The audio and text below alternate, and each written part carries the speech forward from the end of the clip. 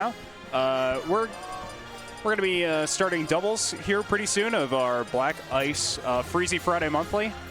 And I'm Ben Bondrin. Okay, sounds okay. Thank you, Drip. Yeah. Thank you, Drip. Big. Excellent. And yeah, I mean, I'm really excited to be here. We have so many people here tonight. This is our highest populated event we've had so far. 42 entrants in singles. I believe we have 13 teams, 14 teams? Yeah, 13 teams in doubles, a total of 26 entrants. We have 41 entrants in the singles bracket. Oh, we have 41 entrants. Yep, there's one person that played doubles and not singles, presumably. Oh, interesting. But yeah, we're real excited for the turnout here in Minneapolis at the Black Ice eSports venue. I, for one, am pumped. Doubles of Super Smash Bros. Ultimate, I think, is very interesting. Oh, okay, they're in really awkward positions. I guess maybe I can swap these names, but I believe this is going to be the actual first game, and I believe we are getting into bracket now. And yeah, this is sometimes how doubles can end up devolving, kind of two separated 1v1s, and then occasionally when one of the 1v1s has a person advantage, that person can choose to take that advantage to the other side. Yeah, so we got Winrow, Bowser, Spitz is the Pyrometer combo. Yeah, and so far, I mean, off to first early. Yeah, off to a great start. I mean, I know Winrow plays a decent amount of characters, so opting for the Bowser in this doubles match, and it's already paid off. He killed Lucas off the side at 80 with that back air, and just trying to get the percentage, and then Winrow finishes him out. That's a great tactic. Yeah, I think this is definitely a good composition. I don't know like precisely how good Pyra is in doubles. I think she has to be pretty careful because she does have a lot of pretty large hitboxes, and so does Bowser. But I think if Spitz and Winrow keep playing this the way that they've started, I think they're in a pretty good spot. Spitz taking out Gwish and Sephiroth there. Yeah, and they have a pretty huge advantage so far. I mean, 100% on Bowser, and he is unquestionably the harder character to kill out of the two. Oh, he goes down there. Drop down. Straight hit him with that Lucas spike. Spitz currently being the target with the 3 stocks. Yeah, I mean, Spitz being the tank, definitely a little bit unexpected because Bowser, definitely a pretty significantly heavy character, and Spitz has been playing extremely aggressive, so honestly, really great to see so far from this this doubles match that, you know, things aren't necessarily going, oh, that's so unfortunate. Landing with the side B under the ledge instead. There's definitely a big energy going on here tonight. We've got lots of different matches happening all around us. Several stations are set up. Yeah, so we're going to move through this bracket fairly quickly. And I think it's really interesting what Spitz and Winrow are doing because they're using their advantage a lot to either switch to, and right there, either switch targets or allow the other person to actually to participate in their gameplay. Yeah. And already, I mean, paying off again, it's a full stock advantage for both players here, so 2 stocks for the team. And Guishin and Yona are in definitely a little bit of a harder spot. It seems like, you know, oh, and they switch back again so they can't get used to playing the matchup. I think both players are playing like each of the individual matchups pretty well. I think Winrow definitely wants to be playing against the Sephiroth though, and I think Spitz would prefer playing against Ness. Oh, just as I say that, Winrow, I mean, he did kill Ness at 80%, so you know, maybe I could be wrong. And Ness is gone, so this is just Guishin on the Sephiroth now. And to recover, he has Angel. Oh, there he goes. Yeah, big kill. Higher percent. Now he needs to kill Winrow. Of course, Guishin on his own. Good shot. Yep, and Spitz trying to take the aggressive here. He's at lower percent. It's much more difficult for them to win if Winrow dies. Yeah, of course, Winrow like taking things very cautiously, knowing exactly when to throw those big meaty hits. I think both players are playing this like very composed end of game. Yep. So you know, Winrow takes the first. Yep, not trying to overextend too much, just playing some nice, clean gameplay to seal that out. I mean, the characters they're playing have pretty easy options to get kills, even not just straight aerials, so. Yeah, I feel like Lucas and Sephiroth is a weird pick for doubles. I definitely think Sephiroth is is definitely hard to work in doubles. He has so many very, very large hitboxes. It feels like in this matchup, he might want to switch, but it looks like they're going to go for the same teams. Yep. I mean, I don't think it's that bad with Lucas. I actually think I prefer it with Lucas than anything else. Really? Okay. Well, because a lot of the extended hitboxes that Sephiroth would be using would be in his projectiles or his smash attacks. Sure, right. And then the Lucas could capitalize with a lot of the projectile options. When you use Psy Magnet, it's actually kind of interesting because I mean, since Team Attack is on, of course, you get your HP restored or you regain percent. Is Team Attack on? I know in friendlies it wasn't. Yes. Oh, okay. So we're in a true Team Attack double setup. Real bracket. Yes. Real. It's the real game. Very much so. But already, I mean, kind of a similar start to last time, though. Lucas managing to live longer than 80% on this first stock. Yeah, green team definitely in the advantage with the lower percent. Oh, that big save. Yeah, very tactical. Counter. And even then, I mean, this Lucas is living at 150. Like, this is pretty huge for them if they want to stay in this game. But spits from behind. Commentators curse. Nothing personal, kid. Both lose their stocks just right out of there. And now, I mean, Guishin and Yona are doing well on this stock to not take too much damage. Just trying to seal this out so they can put themselves in a more even playing field. Followed up by that up tilt.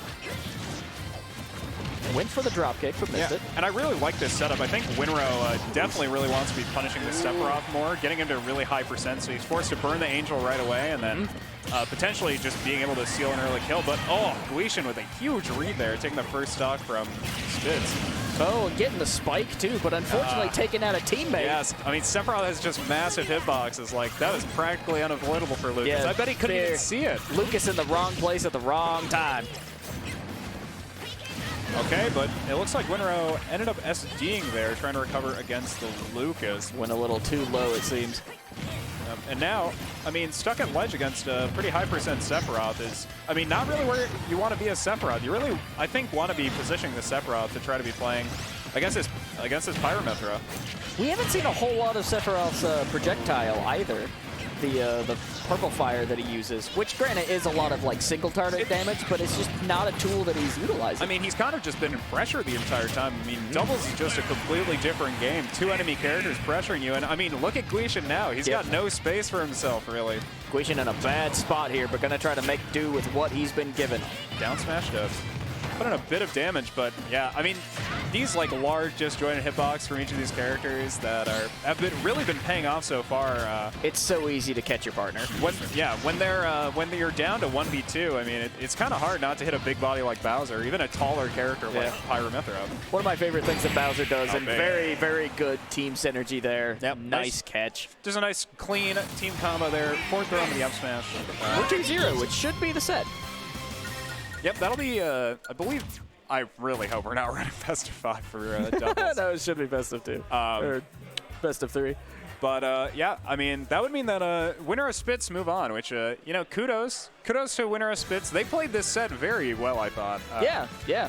I thought something they did really well, really paying attention to their matchups well, and knowing when to switch. They really didn't give Guisha and Yona a time to play reactively when it seemed like that was what they were interested in doing. Yeah, it seems like they went in with a plan, and that worked out pretty well for them. I mean, Smash in a one-player game, you know, you can play it pretty reactively and do fairly well. But you know, in doubles, I think, you know, playing proactively around with Winrow and Spitz, I think they did a really good job because they were playing proactively to work as a team. And when Winrow's in those 1v1 situations, he seems to be utilizing a lot of the parry mechanic very well. I saw several instances of that, so very, very technical play on all sides. I definitely would be excited to see them go deep in this tournament. I know both of these players. I mean, I know a lot of the players here at the venue today, of course. We have a lot of familiar faces, I'm sure. But Winner of Spitz, you know, they've been around here since the grand opening, so it'd definitely be cool to see them really show up and you know, maybe take a dub for this bracket. But they're going to be going up against Loaf and Yati next, which is is definitely, if you're in Minnesota Smash, a few names you've heard before. Yeah, so. you were telling me earlier today that Yati is like one of the best like legacy players from, what was it, Smash 4? Not even in Ultimate. Well, even in Ultimate, I mean, the beginning of 2019 for the Ultimate season was extremely good for very cool for Yati. I mean, he got definitely a player to watch in this bracket. Frostbite, 5th at Full Bloom. He got 9th at Genesis. Wow. Yeah. Definitely some players with some, like, they're decorated. These are decorated, very awesome, skilled fighters. Looks like Winrow and Spitz are actually going to be staying up here, and we're going to get that set that we were just kind of talking about. Yeah, we're going to get Loaf and Yati versus Winrow and Spitz. Awesome. Perfect. So this is, already at winners quarterfinals. Thank you, Smash GG. Right on. Maybe I can write it all out. Tell me if you don't want me to write it all out, but I'm probably going to end up doing it. Well, you spelled it. Yeah, we got it.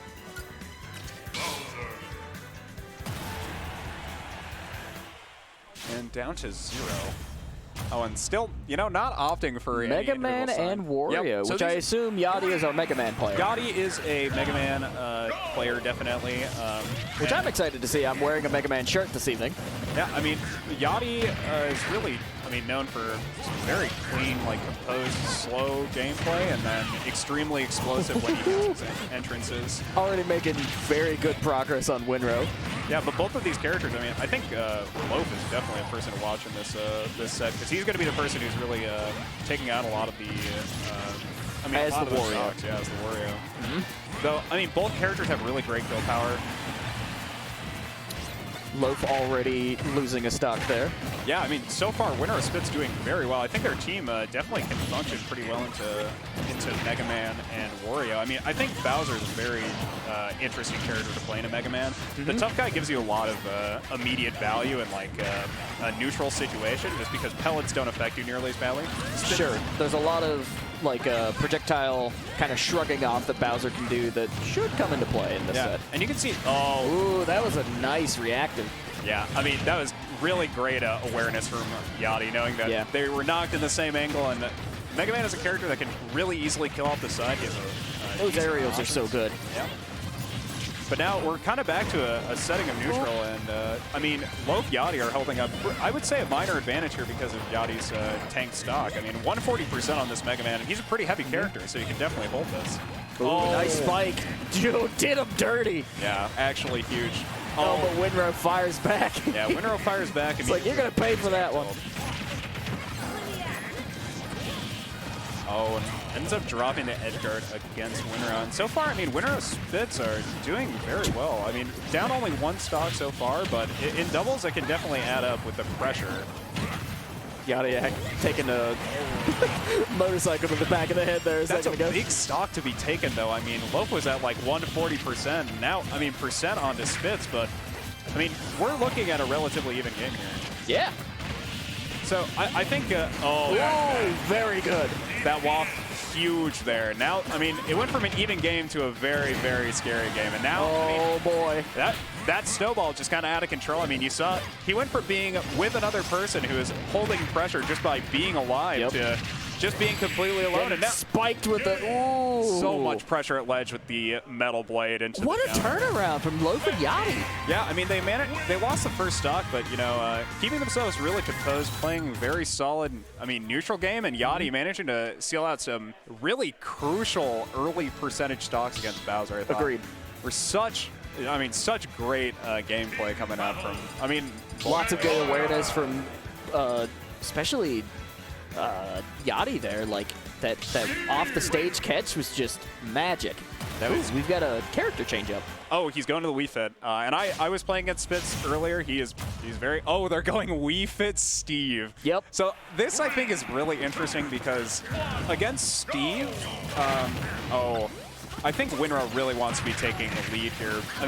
I think wall is, just building a wall is so strong against Wario and Mega Man. Yeah. Because, I mean, Mega Man is forced to throw a lot of projectiles into the wall, and you're allowed to develop on the other side of the wall, while Wario is also kind of forced to approach in a difficult situation. But, I mean, they're really doing their best to try to play as a unit as well, which I think is correct. It feels like they want to be running almost like a siege engine, where they're allowed to get value by using a wall at one side of the stage, and then you know, Spitz can choose to go in at any time with those big old Wii Fit hits. Yeah, the big Wii Fit hits with the deep breathing. I think that is like a really smart way to play this game, but instead they're playing super separated. I think that's very scary.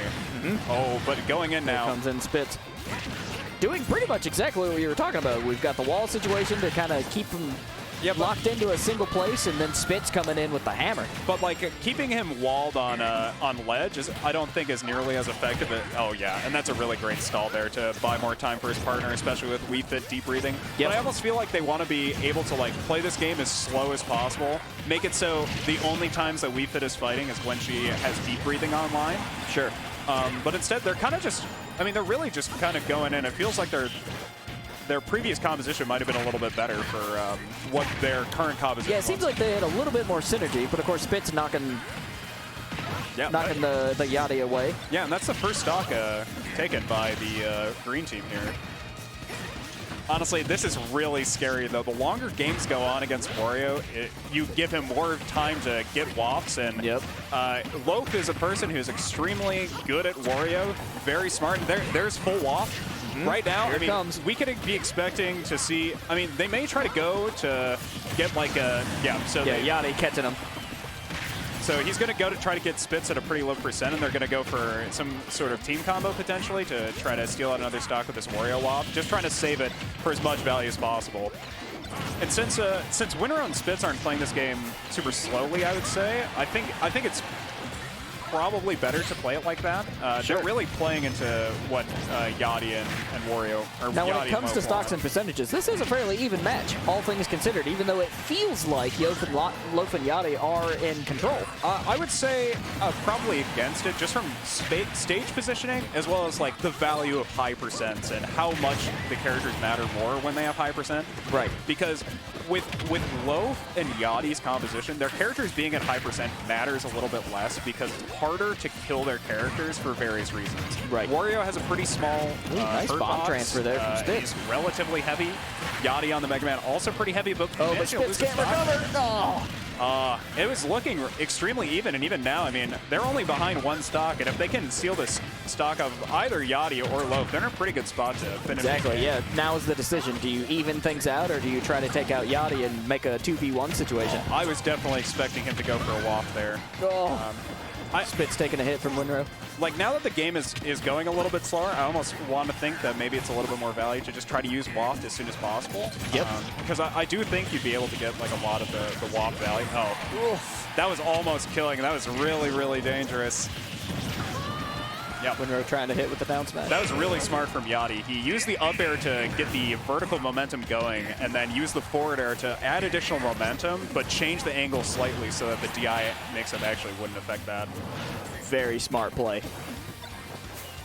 Yati, of course, proving his pedigree. Yeah, but he can't recover from there, and Steve's gone. Nope, Steve is gone. Quick 2-0 for Yati and Loaf. There were definitely times where Winrow and Spitz were looking good, especially in that first game. But I feel like their change in composition almost hurt them a little bit more.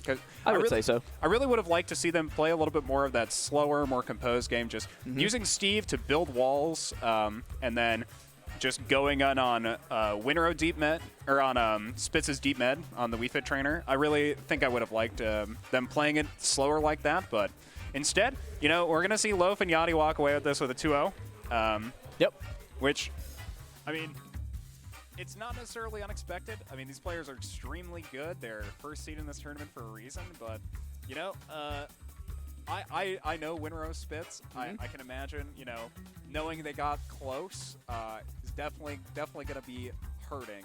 But yeah, they'll definitely be hoping to maybe get that rematch coming up through the losers bracket. Oh, I definitely would be. But first they got to get there, and we've got a lot of really great teams in this bracket. So. A lot of talent. It's really exceptional, especially with a lot of the players coming up through weeklies, showing up for the first time maybe here at Black Ice. Yeah. It's an exciting night. And I mean, what a way to start the weekend. Today, I mean, two people who have never been to Black Ice before might just win both of our events tonight, potentially. Yeah. I mean, Loaf and Yati here competing in doubles, and, I mean, they came to win, hopefully. Yep. They haven't been to this tournament before. We have a lot of other names, of course, that have not been here. Got Dad Derp Dog showing up. Oh, God, a lot of I don't know if I've like, seen that Barb people. Nation before. Yeah, Barb Nation. I believe this is Dr. Of course, we have a return of Stealth Pilot, who won their match. He's teamed up with Crewmate. Crewmate, who is Thor. Really? Yes. Oh, that's a scary combination. So really good team. I think Thor is a really great doubles player. He's very smart about his character, and when he is smart about his character, he also knows what to communicate to you, which is the most important information about his character for you to know. Right. Especially in doubles, like understanding doubles combo setups, understanding like good percentages for those setups. I think Thor really is. He is a really great mind for the game, and I can definitely imagine that he's brought this into doubles. Thor is the professor, in my opinion. He's got such an expansive knowledge about this game and these characters, and lots of different frame advantage ideas, and it's just really, really fun to watch him play. Yeah, I love watching Thor play. He's very calm, composed, and it is so evident how well he knows the game and how well he knows his character. Because I don't know if are we going to be getting him on stream? Yeah, we can transfer them. Well, no, I'm mostly saying we're going to be getting a matchup here on stream pretty soon. But we actually need to figure out who it is. It could be Dad Looks Dirt like Dog it's or Addict. So whatever match Addict I is see. So it is Addict and I Have Your IP versus Cranky and Hype Too Hard, which I think is a really cool set. And I don't know who Cranky is going to play. I don't know how good Meta Knight is in doubles, because I imagine that he can kind of just get washing machine, take a lot of percent really easily, and just die die very early for no reason. But Cranky is a very experienced player.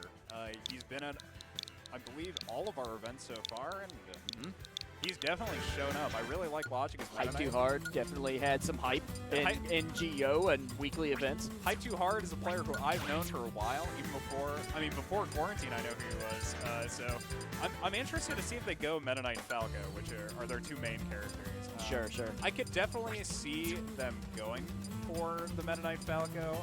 Against Double Game & Watch, I think it's they kind of have Double to. Game & Watch would be so dirty. Is that what they're doing? Oh yeah, it's Cream and oh boy, so that's going to be really fun. Yep. So Cream and Addict are definitely going to be playing Double Game & Watch, but I'm not sure about Cranky and Hype Too Hard. I really hope that Cranky pulls the Meta Knight again. I really like watching it.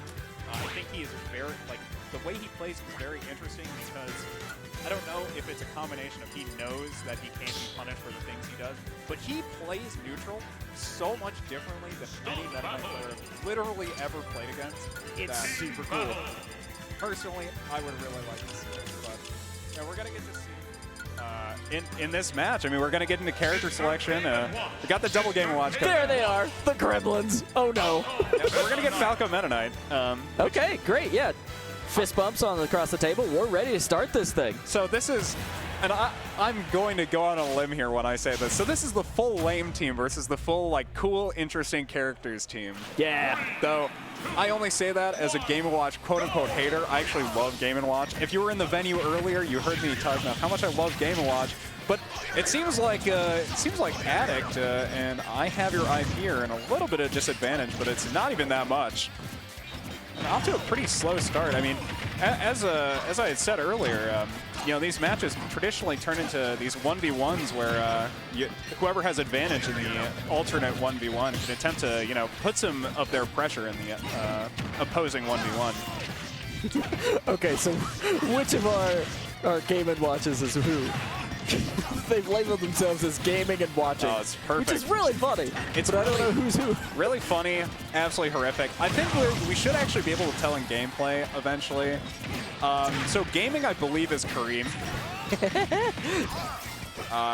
I'd have to watch it a little bit more, but when you watch how Kareem positions on the ground, it makes a lot more sense. And I think Addict is a much more, okay, Kareem would have teched that.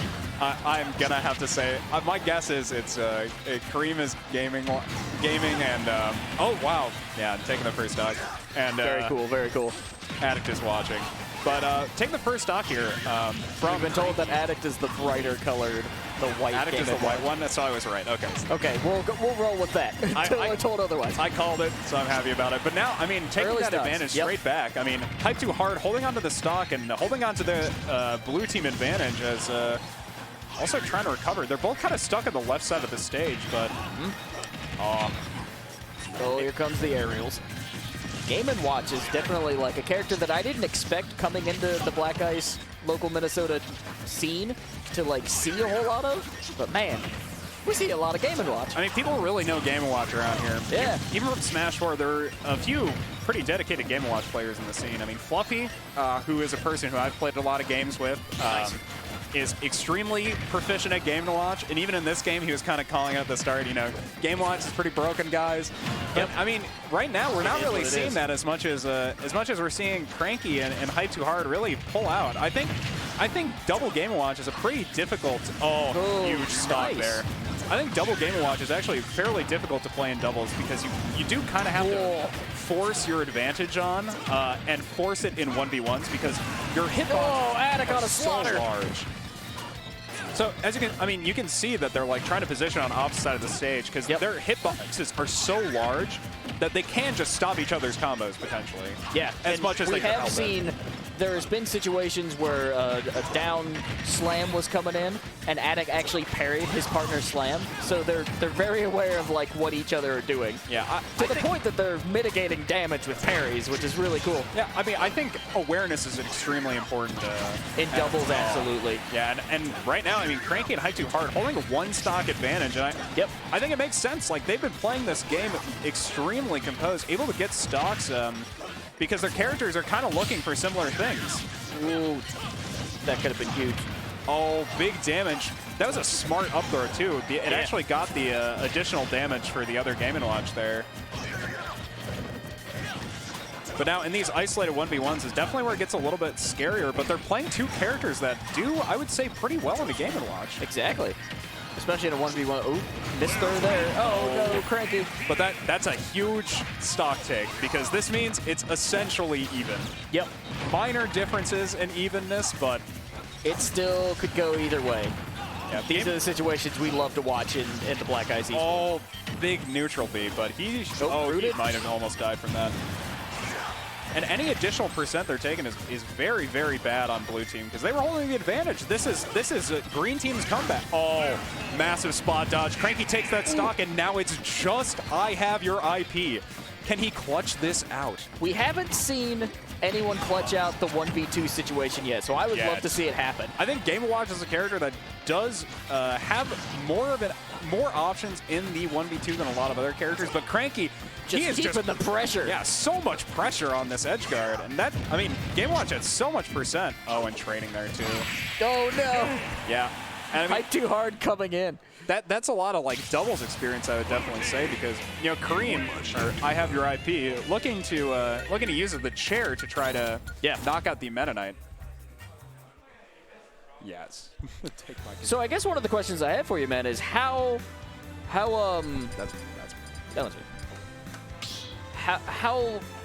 much experience do these players have in doubles? Is this a format that we see a lot of? Because traditionally we've only seen singles here in the States. Well, so since quarantine, you know, a lot of doubles has kind of stopped because it's really been online events. Sure. But, I mean, now with more in-person events coming, I know doubles was fairly popular in the state. Like, we had a group of competitive and, you know, static doubles partners from this state that would compete at like actual tournaments. So awesome. I would definitely be excited to see another like season of doubles coming. But for now, I mean, we're already into the second game and trading percentage relatively evenly. Green team having them like a minor percentage lead. I mean, I think like their composition makes a lot of sense for how Game & Watch likes to play doubles, though. Going for 2 1v1s because they can just kind of bother each other's combos really easily. Both players are definitely transitioning when they need to. Like, if they're tossed off the stage and they're just in the general vicinity of an enemy, they can immediately transition. Very cool double parry. Yeah, I mean, I really like how they're playing so far. Both both Addict and I Have Your IP, they're holding like these individual pockets on stage, and since they're both holding that at the edge of each other's pockets, it feels like there's just no room for Cranky and Hype Too Hard to really play. We're definitely seeing IP really take advantage of the route that Game & Watch has an option to. So you get that route followed up by big hits, and it's just nasty. Oh, yeah, Hype Too Hard, not able to recover there. Hype. I mean, Falco likes the air. He says he likes the air, but his recovery really doesn't. He is a bird, we've been told. But no recovery at the Firebird there. And now, I mean, Green Team is at extremely high %, managing to take a stock away from Addict there. But, I mean, they're just adding up more and more %. Like, oh, that's huge. That's a big lead. Stocks are definitely the most important thing for Game & Watch to have. Yeah. The higher % he gets on the stock, the better. But if he has any ability to play on a stock, he can do so much work, even at super high %. But the character is crazy light, so he does just kind of blow up. Yep. Catch him in the right angle, he'll go Salem. But yeah, and that's kind of what I was afraid of when I was getting into this match, thinking of what character Cranky would afford to go, or decide to go for, because he's looked very effective on the Meta Knight, but I think he can't offer, you know, some of the things that are a lot better into Game & Watch, stuff like the ladder combos, because it's a lot harder in doubles to really be able to put that pressure on. Right. And of course, we did see, blue team down on their last stock. 60% each, or 66 on each for green team. But wow, definitely I Have Your IP and Addict. They've got each other's numbers, right? Like there's synergy here. Yeah, and I think that's really important in the doubles format, and something that we're starting to see players like both in friendlies and finally in the bracket like really settling into that. Yeah, I mean, I think they've been playing this game extremely well. I think it's very smart to be able to hold those, like, it's like the double pocket formation. They just give Hype Too Hard and Cranky no space to be able to work together, because they both just hold pressure for so long that any sort of % lead they get, they just exploit super hard like this. Like, they may be trading %, but they have developed a stock lead, and no matter where Hype Too Hard and Cranky go, they're always going to be in pressure on a stage that's small like Smashville. Game & Watch is always there, throwing out those hitboxes. We should get doubles bracket added to the Nightbot. We just have singles turn. Oh, we can also throw that here.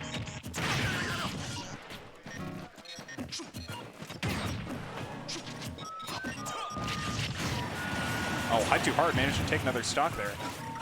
And I mean, they may be in a pretty significant disadvantage. 100% on Cranky, 86 on Hype Too Hard, but you know, this game, it'd be something for blue team to come back at this point. I mean, this game is definitely still possible, though. I think both of the characters that they're playing are extremely explosive, and against a pretty light character like Game & Watch, you can really kill it surprisingly early %. Hype Too Hard putting some percentage on there with the up throw combo. Yeah, but they got to be really careful. They're opting to trade against Game & Watch, and now it's a 1v2. Not looking good for Hype. Yeah, but he's gonna do his best to stay in the game. You mentioned it the last 2v1 we had, but we haven't seen players really be able to perform much in this 2v1, and I really like their setup here, which is it's very basic. It's covering roll and allowing Kareem to just cover all the rest of the options. Smash ready to go as soon as they get in there, and the chair takes him out. Because, I mean, it really just reduces the amount of options you have. You just have a Game & Watch who's just charging up smash at roll distance. Right. Like, so very smart there from Green Team. Addict and I Have Your IP managed to take that dub. 1-1. They ring the bell as Game & Watch. We're going into game 3. I really like their team composition, though. Like, double Game & Watch is hard to execute, but it makes a lot of sense in terms of how the characters want to play. Because they are, like, very heavy, like, pressure-based characters. All about holding aerial pressure. Such great anti-airs in that nair, the back air. Yep. So the up air, of course. Yes, very much so. Vertical. I'm really interested to see where Cranky and Hype Too Hard opt to go for their stage choice. Because on a bigger stage, they could get more done, but I think they really want platforms. I almost think they want Yoshi's, but Yoshi's is not that great into Game & Watch. Sure. So it looks like they're going to opt for Small Battlefield. Okay, that's a nice middle ground. Which I think is a good stage. You have platforms, which is nice for combo extension. No character changes. We're going to have the same matchup. Nice, good to see. Well, I think both teams kind of like know what they're going for. They have a pretty clear idea on how they want to play the game. I think Cranky and Hype Too Hard definitely playing a little bit more of the. Oh, I love that start. They're definitely over there. They're definitely playing a little bit more of the more high. They have like more of a ceiling in how high their composition can go because it's kind of all based on how explosive they can be in these 1v1 situations or even how well they can finish each other's starting combos. But very good defensives from IP there. Yeah, I think making sure to hit those up Bs out of shield. Yeah, and we're going to see a lot of those for this entire bracket. Oh, big SD there from Addict. Not what you love to see, especially in competitive sets. No, in the third game too, we're really like, it's starting to get important. You got to win this game to keep going. I didn't really notice this until this entire set's been going on, but Cranky is actually an extremely smart doubles player with how he's using his special moves. Yep, Cranky has always definitely been known, at least by me, as a Meta Knight who loves to use his special moves to their maximum, like their fullest extent. Yep. I think in this game we've really gotten to see a lot of those options. Opening with the side B and using it to recover so often, but getting punished there for it. But since it does have that AoE there where it can pressure multiple people, like there's definitely a lot of strength to it. Oh, unfortunately, oh, he's fine. Everything's fine. Well, that's actually really interesting because Hype Too Hard capitalizing on that player positioning. And Addict down 2 stocks. No, Hype Too Hard. Insta trading all around. It's just a fiesta. Wow. 3 stocks for green team to 5 stocks for blue team. This is a huge advantage. Just when green team thought that they were going to take a stock, nah, you get one taken from you. I mean, and it all kind of started when Cranky got denied when Cranky was denied death by, I believe it was like a down tilt or even maybe like a jab from Addict that just kind of put him off the angle. Hard with those throws. Yeah, this is huge. Use. Whoa! What a great team combo. That was awesome. And Addict on the receiving end of some nasty business. Yeah, Addict cannot be feeling too good about that one. I mean, he's been heavily exploited in this game. That's 4 stocks taken from Addict so far. Yeah. We could see the blue team comeback. I mean, I would really like to see it. I think if they're willing or if they're able to get like combos like that in these games against this high pressure characters, I would love to see blue team walk away with the dub. Sure. Yeah, that was a really, really cool combo setup. Definitely something that is just extremely fun to see in these sort of venues, but unfortunately... Yeah, not able to recover there. Even with the dimensional cape, Cranky gets rooted and knocked away. Yeah, stuck into the other Game & Watch. I mean, they got 2 high-pressure characters, but they still have the 1 stock lead here on the blue team. But I want to see catching his partner. Still some excellent synergy from blue team. I mean, they both can kind of take Game & Watch off anywhere. Both characters extremely explosive in the combo department. Well, the other thing too is I saw Hype Too Hard preparing and getting ready to make that catch. It was a classic volleyball situation. Set, spike it. Oh, nice. And that's another stock. It is just Addict now. Just Addict. Wow, I mean, this is practically just a dub for the blue team unless Addict managed to take 3 stocks. We've seen Addict do incredible things, but unfortunately, he still hangs on. Those are sparks, and Cranky's going extra low to try to edge guard this game. Cranky's like, all right, we're done. It's over with. We're getting out of this game. Pack it up. We've got this victory. Addict just not willing to say no. Still staying in somehow. Well, I will say they are still, they're both still approaching, and Game & Watch is still a very difficult character to approach in a 1v2 or just alone. Addict is really doing their best to keep the blue team away, and Cranky might just go too low. In a situation like this, where Cranky loves to go low, bait him out there and let him maybe make a mistake. I mean, Addict's at 150%. I think Falco down tilt would kill. Oh, there he goes. Managed to get it with a weak hit of up smash, which I think is also still funny.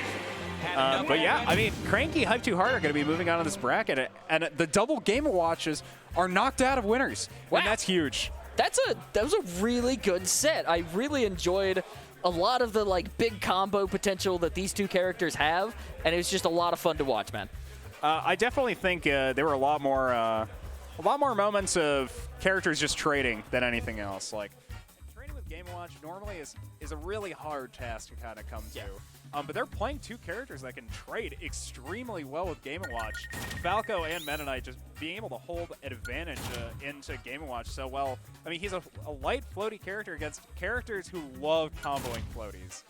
Of course, the bracket is developing as we speak all around us, and we do have a couple of reports here. Anybody that has the bracket link can, of course, jump in and check that out. It looks like Loaf and Yati moved on from their game, and they will be facing Dat Dirt Dog, their partner. I believe Dat Dirt Dog is teaming with Lamomo. Lamomo, yes. Yeah, so they'll be playing their Simi. So Loaf and Yati actually won that set. That was just played off stream. Yeah, okay. So they took it 2-0 as well. So awesome. I'd imagine Dat Dirt Dog and Lamomo opting for maybe like a DDD hero or maybe like a Donkey Kong hero. I'm not 100% sure if Derp is playing newer DLC, but if chat knows, feel free to correct me. I would love to know this kind of thing. I really like watching Lamomo's Donkey Kong. I think there's a lot of potential there. Obviously, in some of the later matches, we've seen the switch to DDD, which is very strong.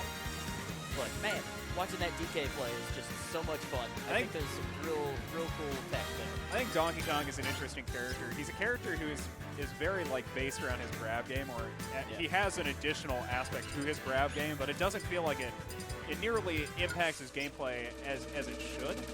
And it feels like he's definitely more of like a special style, like heavy character. Because he can do a lot of really ridiculous stuff using his specials for sure. Oh, we're gonna get crewmate. Oh, we're getting Thor. Thor stealth pilot. Against Cranky Hype Too Hard. I mean, we get to see this guy run. We get to see Cranky Hype Too Hard run, really. Because I think Thor and Stealth Pilot are probably an extremely good team. Like, Stealth Pilot, best Bowser in Minnesota, one of the best Bowser players in the Midwest at the very least. This would be a really cool match. With Thor, who is an extremely good Cloud player. Very smart with this game in particular.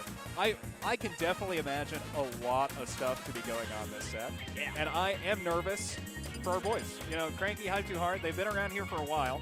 Yeah. Of course, Stealth Pilot and Thor also attending more than a few of our events. And winning. Stealth Pilot being the resident gym leader of our singles bracket. The past two events, I believe Stealth Pilot has walked away with victory.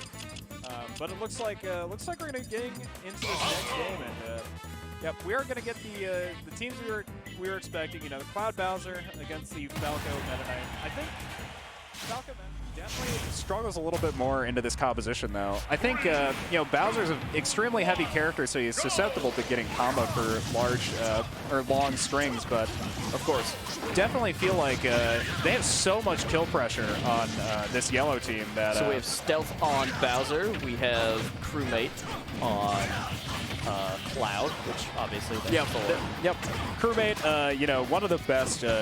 Hype Too Hard and Cranky are accurately labeled, which is great. I mean, Thor is an extremely smart player when it comes to playing Cloud, and I think so far in this game, it's going much better than I personally expected for Green Team. I think maybe they're getting these really heavily polarized matchups, and Cranky loses his first stock there. Yep. Bowser. That tilt fist is hard to not get knocked away from. It is a very good move in Bowser's arsenal. And these characters, going into really trade against. Falco and Meta Knight going into trade against Bowser and Cloud.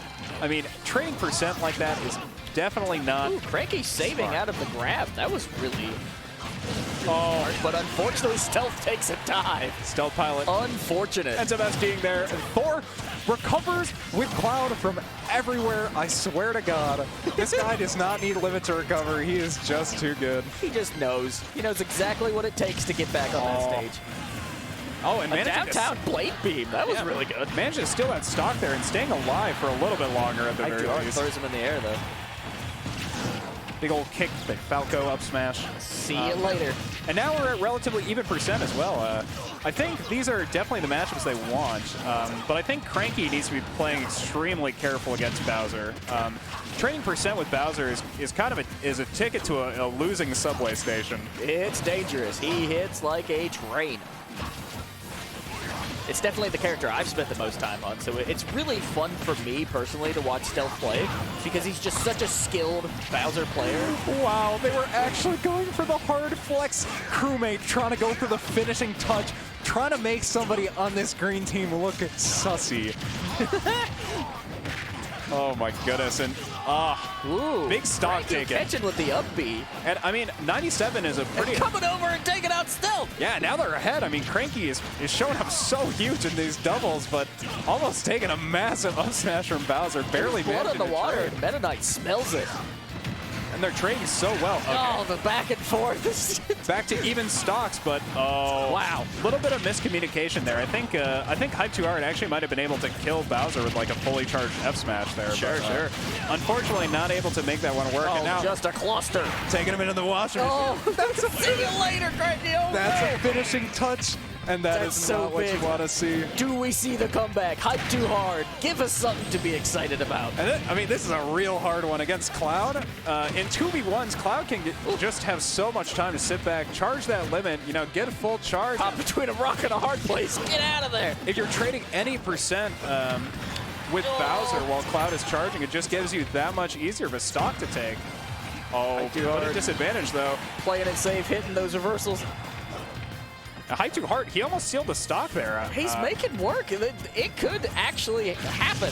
Oh, but he gets caught in the cross slash. Unfortunate. Trying to build a little bit of space for himself, and Stealth and Crewmate, they take game one. I don't want to call Thor crewmate, but I will because he did pay money to be called crewmate in this That's the label he chose. That's what we're gonna roll with. But yeah. So crewmate off to a really great start. Yeah, that was an unfortunate corner to be stuck in for sure. I mean, I think as Bowser Cloud against like these two lighter characters, like you got to be playing extremely cautiously. Yeah. You know, try to be punishing Cloud for his. You know, he has pretty good airspeed, but his his recovery is definitely weak. Unfortunately, the characters they're playing aren't really that great at punishing Cloud in those aspects. Right.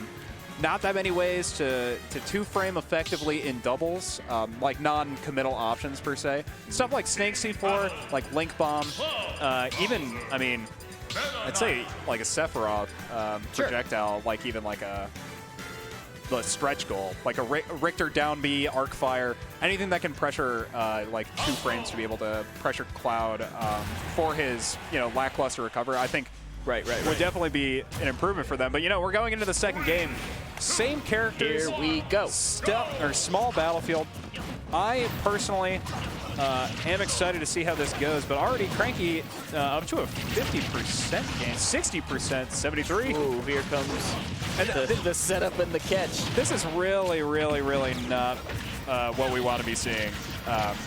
Because as I was saying just earlier, like these characters have lighter weight values. The fact that they're trading like this is really not beneficial to how their team composition wants to play. Ooh, see ya. That could have Stealth been with a big drop kick. Excellently timed. That could have been extremely funny, and instead, no. Oh no! It could have been that. It could have been that. It's in the receiving end. And now I bet Crewmate taking one in the face. Crewmate / imposter. Stealth pilot piling this imposter ship all the way home. I don't want to be doing any more of these Among Us memes. Get me out of there. Oh, God. Get me out. But I mean, Yellow team off to a massive start. I mean, big 3 up stock smash. lead. Or 2 stock lead, rather. 5-3. And with... Oh, no. Stealth in a bad situation, way off stage. Barely makes it back, but he's fine. Yeah, I was going to say, to really be able to pressure the other opponent off stage, you kind of have to have your teammate being able to pressure the other person for Stealth Pilot, because, Thor just sitting there on ledge waiting for either of them to land, and you can just, punish whatever they're trying to do on stage.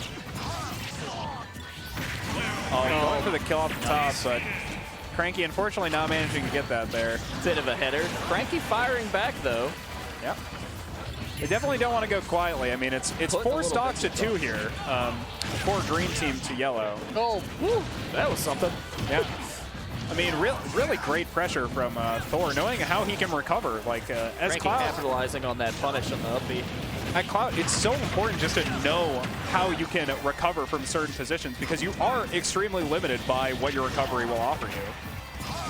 Wow, this is just off stage. This is just a fiesta off stage. Oh, going for the immediate regrab instead. Oh, the command throw, see ya. Yep, and that's down to the splattered on the screen. Yeah, last stock here for green team. Yep.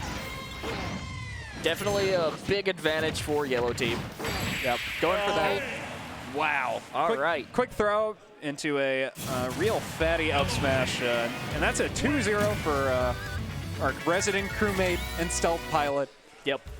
Very, very talented they'll players. Be moving on in our bracket into our winners finals, where they'll be playing against Loaf and Yati, which is definitely what I'd say we expected from our seeding. That's going to be an awesome match. Yeah, this should be really exciting. It'll be probably Bowser Cloud against Mega Man Wario. I think all players definitely play more than a few characters at a competitive level. Yeah. I think definitely their strongest characters, though, are the characters I just mentioned, of course. But yeah, I'd be really excited to see how these players are really coming. So, definitely a lot of really cool matchups happening. Of course, we cannot understate the amount of energy that is in this room, and the other stations that are running these matches. Awesome things are happening there too. I'm like peeking over the side, and I'm seeing a lot of people like really bring that hyped energy.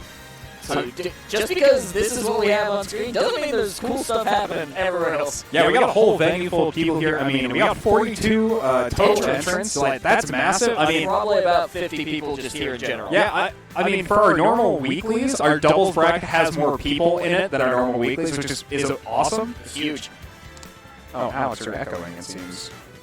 Oh, could be a spatial thing. I hope it's not. But either way, I can adjust that. Cool.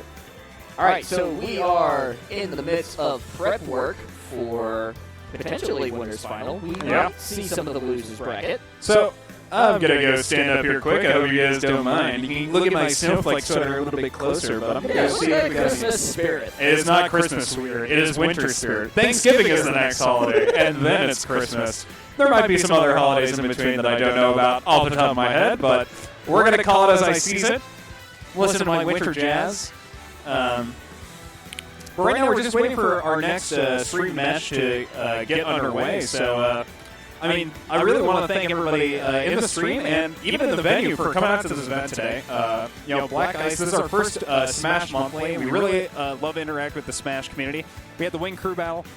We've been running weeklies for the entirety of November. We had our first tournament, our grand opening. So, so far it's been a really great growth to experience with the Smash scene. The past 5 to 6 weeks have been really interesting to see because we saw a lot of transition of players who really enjoyed the grand opening event moving into the weeklies, and we've had some very cool grand finals, very good sets here and there. Like, the competition has really not stopped.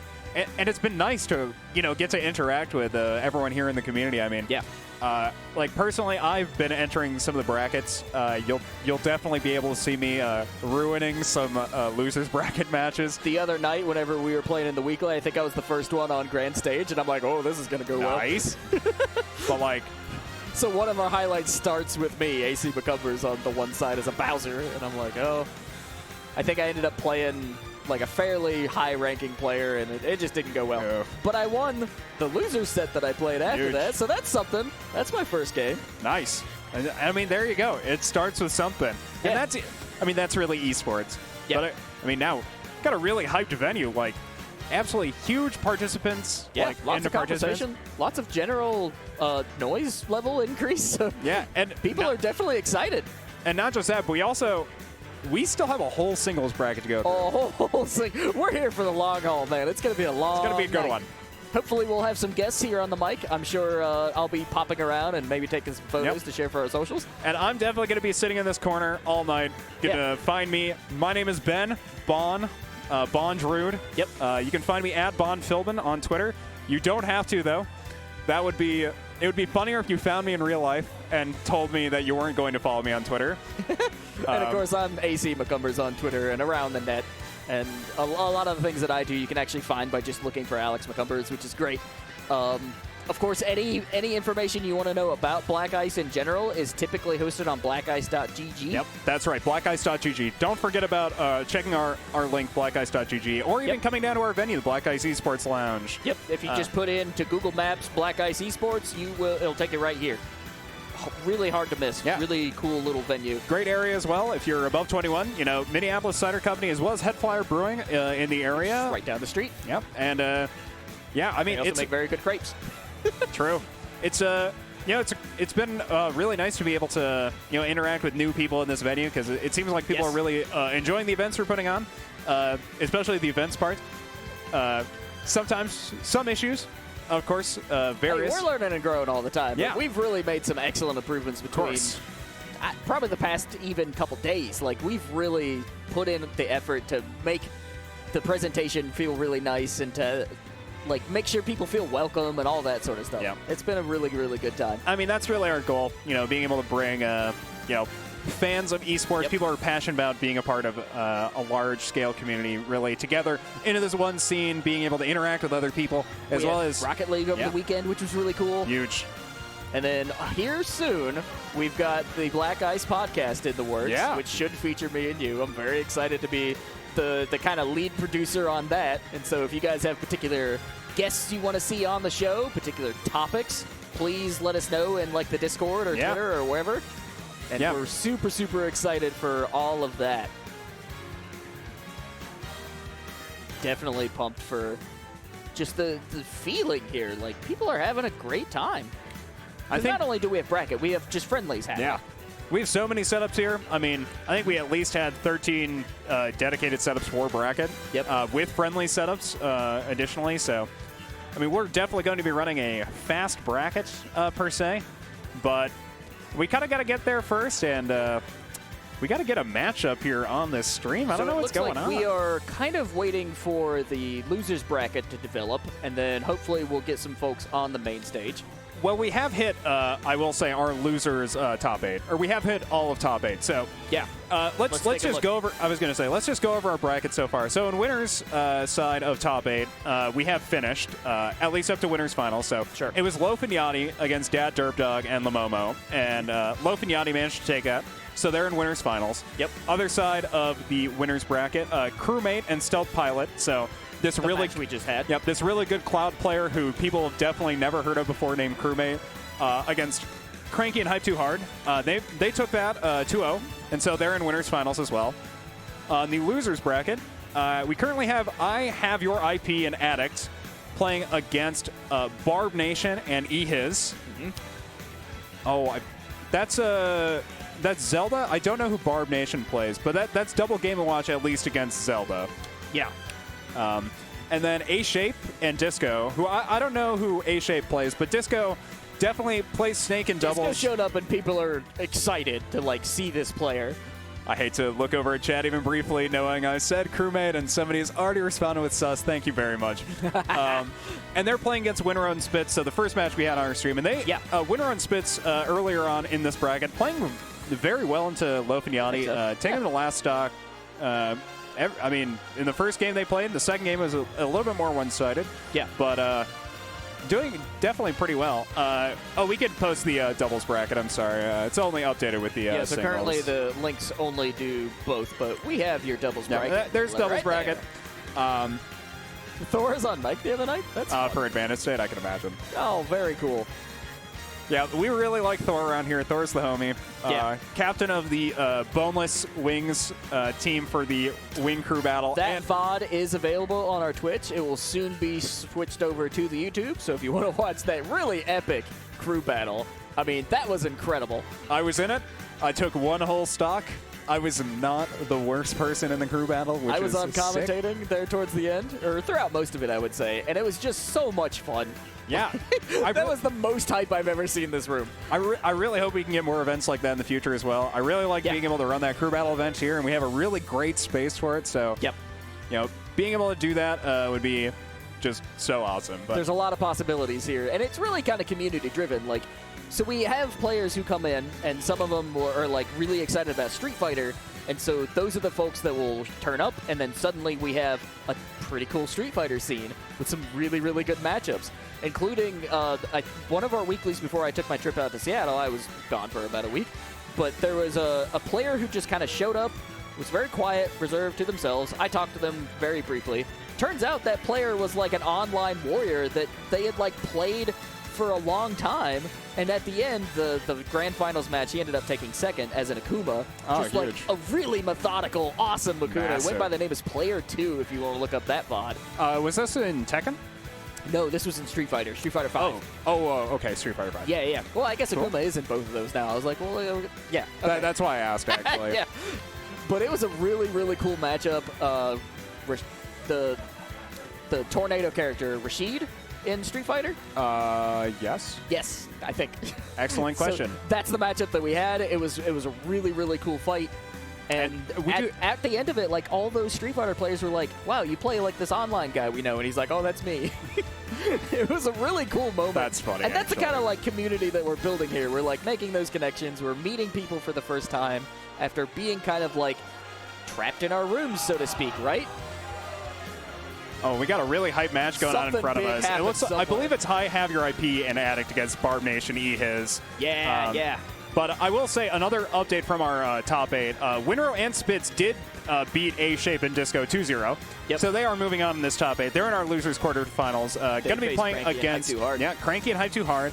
And I do think so Bowser in doubles is very interesting. I think crewmate Stealth Pilot, their combination kind of shut it out very well. Bowser's a character that can really consistently end stocks, and in doubles, it's a very, very valuable thing to have access to. It's all about timing, right? Because when you throw out those big, meaty hits, you want to make sure your guy's out of the way. Mm-hmm. Yeah, and against like two lighter characters, just like in our previous set that Cranky and Hype Too Hard had played, I think they might kind of struggle with some similar things. Bowser is a very, very powerful character against light characters. You know, killing off the side about 50% with Bear, his smash attacks do so much. He can trade so well with smaller, or not even smaller characters, but just characters that are willing to go and mess with this turtle. Yeah. Mm-hmm.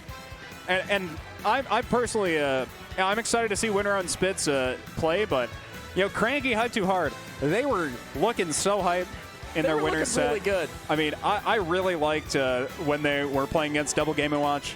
Yeah. Little bit, I mean, against crewmate Stealth Pilot, that's a much harder matchup. I think stylistically very difficult for their characters. I think even this is going to be kind of similar to that winner's bracket set. So I hope Cranky and Hype Too Hard can really pull something together to bring out a dub. Scratch their way out and have that rematch with Stealth Pilot and crew. That would be super cool to see. But it looks like we are preparing the next matchup. Yep, and this is going to be Winrow Spitz and Cranky Hype Too Hard. Excellent. So this will be fun. I'm very excited to see this. These are my boys. I mean, not my boys.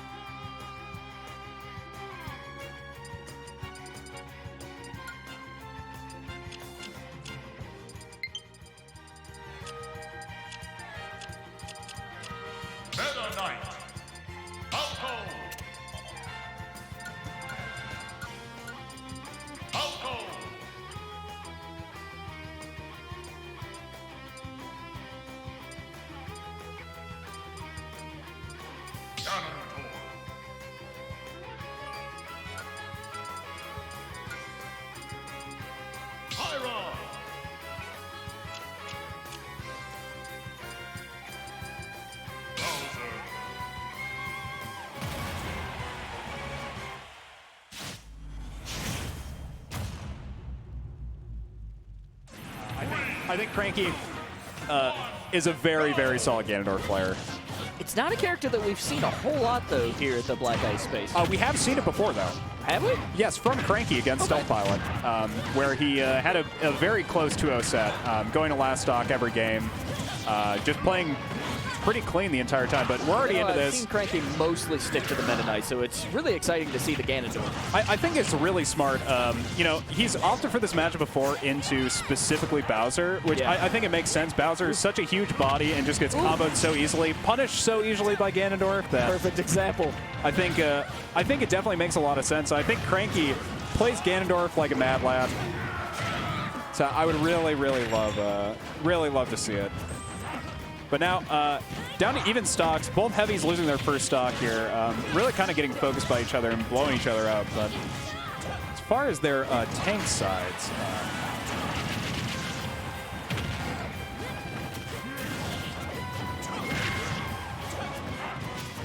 oh, mics are only on this scene. Oh, so when we're on now. Oh, but when we have when we are on our setup, we don't have audio. I think maybe a scene or two might be missing it, but I'll poke around in that once we get out of this match. But I mean, so far, winner of Spitz behind a stock, but both players on blue team at extremely high percents. Oh, Spitz.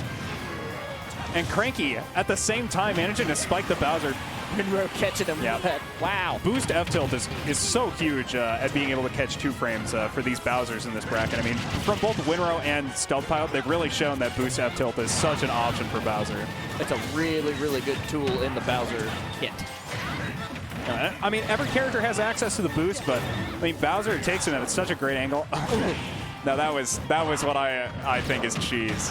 Very slick from Cranky. Ooh, okay. Yeah, I think this is really smart. I mean, looking at the heavy characters, they're just trying to punish committal options from either player when they're trying to commit on the squishier member, and when they're under pressure, they're taking a lot of damage. Yeah, I mean, so far 1 stock lead here for blue team. But I mean, this Bowser 130%, Spitz is gone. I mean, this is huge for blue team. This Ganondorf has been just massive. Nice. Cranky and Hype Too Hard take the first game. Yeah, I'd love to see like damage there, or even KOs. Like this Ganondorf is really going in a lot. Like 4 with 430%. That's huge on this Ganon. He was, he was holding so much pressure. What a character switch. Very smart as well. I think potentially we could also be seeing a switch. We saw it before in the winners bracket. You know, winner of Spitz.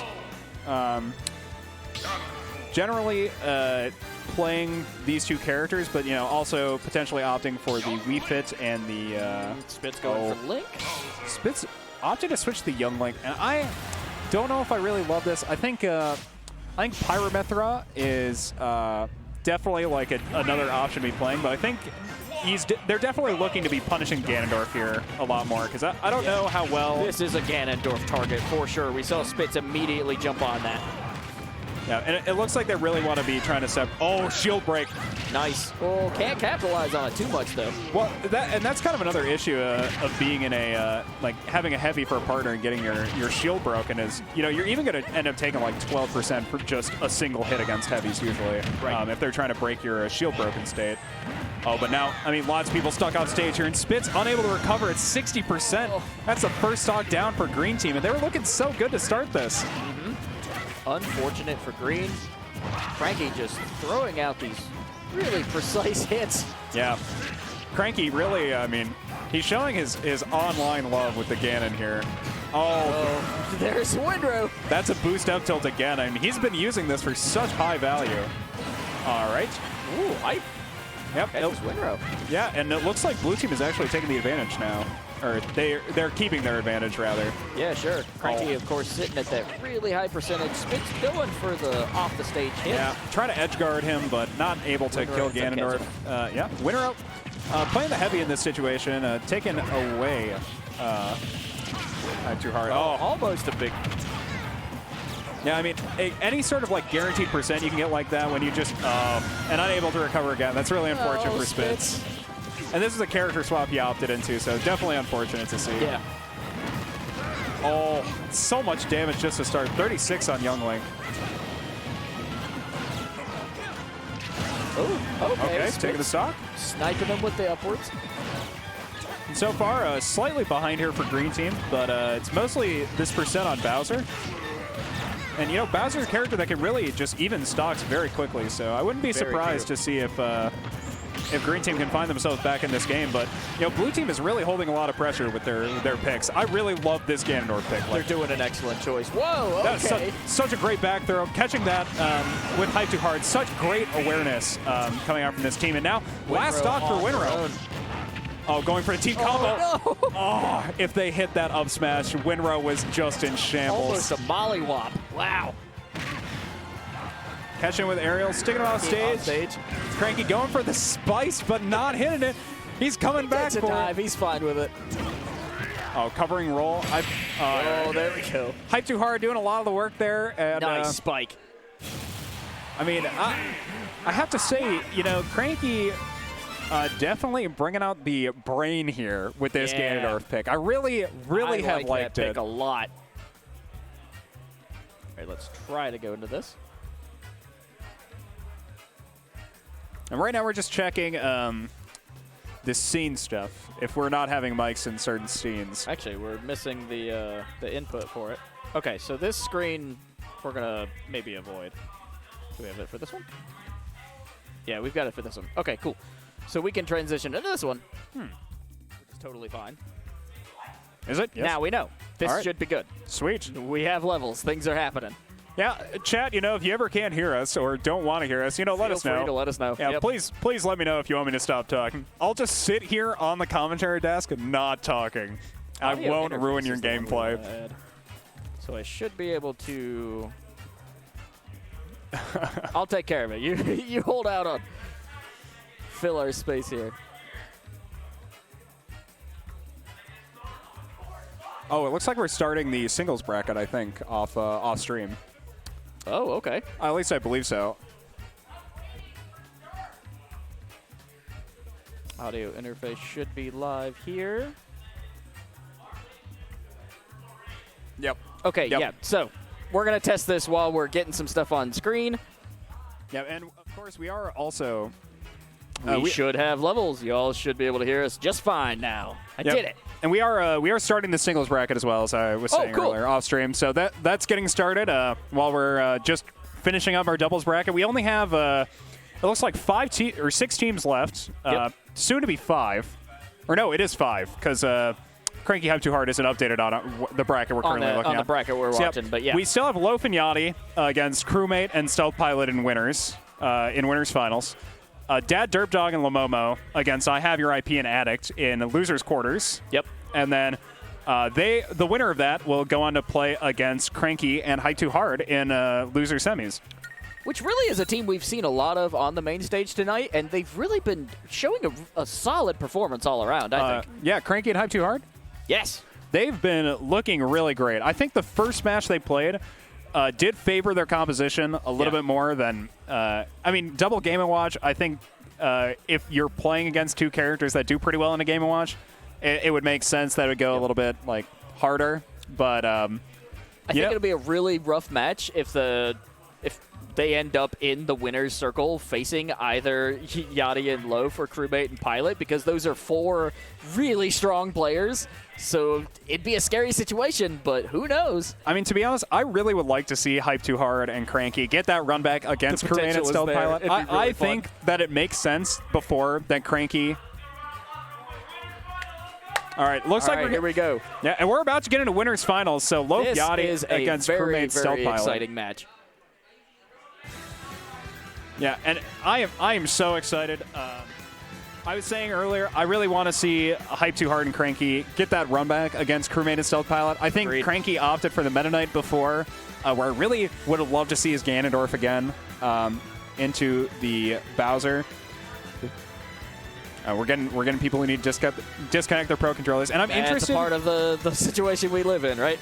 Interested to see what kind of characters and what kind of compositions we're going to get to come into this game. I know. Yeah. Typically, composition is only cared about so much in doubles. You normally play characters you're good at. It isn't like really considered that there's a separate doubles meta. There are like characters that are acknowledged to be significantly better in doubles, rather, but there's nothing that is a specific like doubles exclusive tier list. But But at the same time, if there was, I would put Cloud pretty high on that list. I think Cloud is a very, very strong character in doubles. Here we go, winners finals. Yep, and looks like we're actually going to be opting into the same teams that we did see before. Yeah, so we get Mega Man and Wario. And then Cloud and Bowser. Yep. If I had a guess. Yep, that'll be Cloud Bowser. Yeah. So Stealth Pilot and Crewmate on the Cloud Bowser, and Yati and Loaf on the Mega Man Wario, respectively. Don't blink, friends. This is going to be a good match. Yeah, I'm very excited to get into this, certainly. I think both teams kind of have a lot going on into each other, but I think I would give the composition edge to Crewmate Stealth Pilot. I think their composition actually works so well in doubles. Like, they have such great zone control with all of, like, their very large hitboxes at close range that if they manage to keep playing as a unit, I think they're in a really good spot. Yeah. Mega Man can definitely catch Bowser in a lot of different options, especially in the vertical. Oh, okay. That was such a smart setup. I mean, so Yati forced his shield against the Flame Breath, and Thor taking just a tick of the damage from the Flame Breath to finish off the limit so that he could instantly buffer the cross slash to get the kill there. That's so huge. Putting them off to an advantage, but now, I mean, the advantage is relatively evened out. About an 80% lead here for the blue team across both players. Excellent play, that's for sure. Yeah, I mean, I really like that setup from Thor. It was so smart, but I mean, it felt like it just didn't do enough. Like, it really resulted in a minor lead, but now taking another huge lead. They're full stock up now. It was flashy, but it really didn't give the advantage that we were kind of hoping for. This Bowser do be bussin'. Thank you. Bowser taking a ride up to the north end. And this, I mean, Stealth Pilot is very smart with this Flame Breath. I thought the earlier setup, I don't know if it was intentional or not, but okay. Yati going for that same setup that he did before, the up air into the forward air to guarantee the kill off of the angle you get. Sure. Big up smash. Yeah, run into a Bowser up smash. And, I mean, definitely, like, when Loaf and Yati are forced to approach like this, it's definitely very hard for them to play the game into Crewmate Stealth Pilot. I keep almost saying Thor, but no. Crewmate's the one he took. He paid to be called that, so. But so far, huge damage.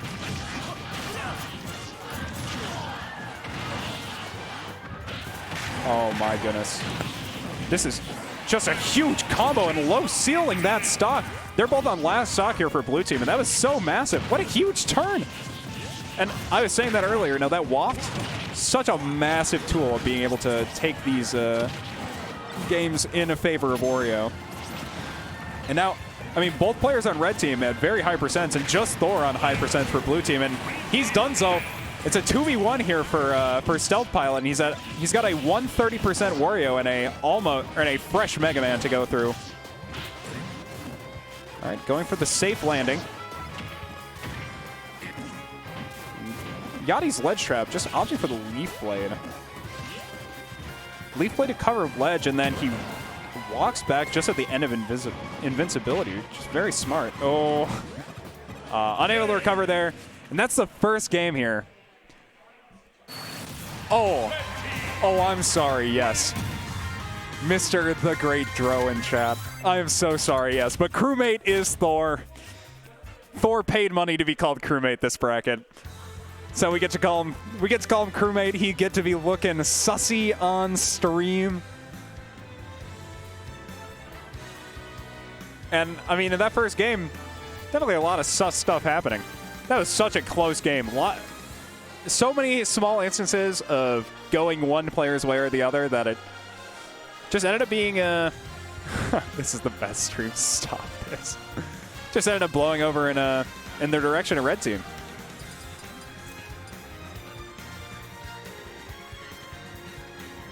Oh my god. Oh. Alex comes with gifts. This is a Twix bar. Oh, this is a right Twix bar, which is very important. I don't eat left Twix. As a lot of people on this earth, sure. not eating left Twix. Okay.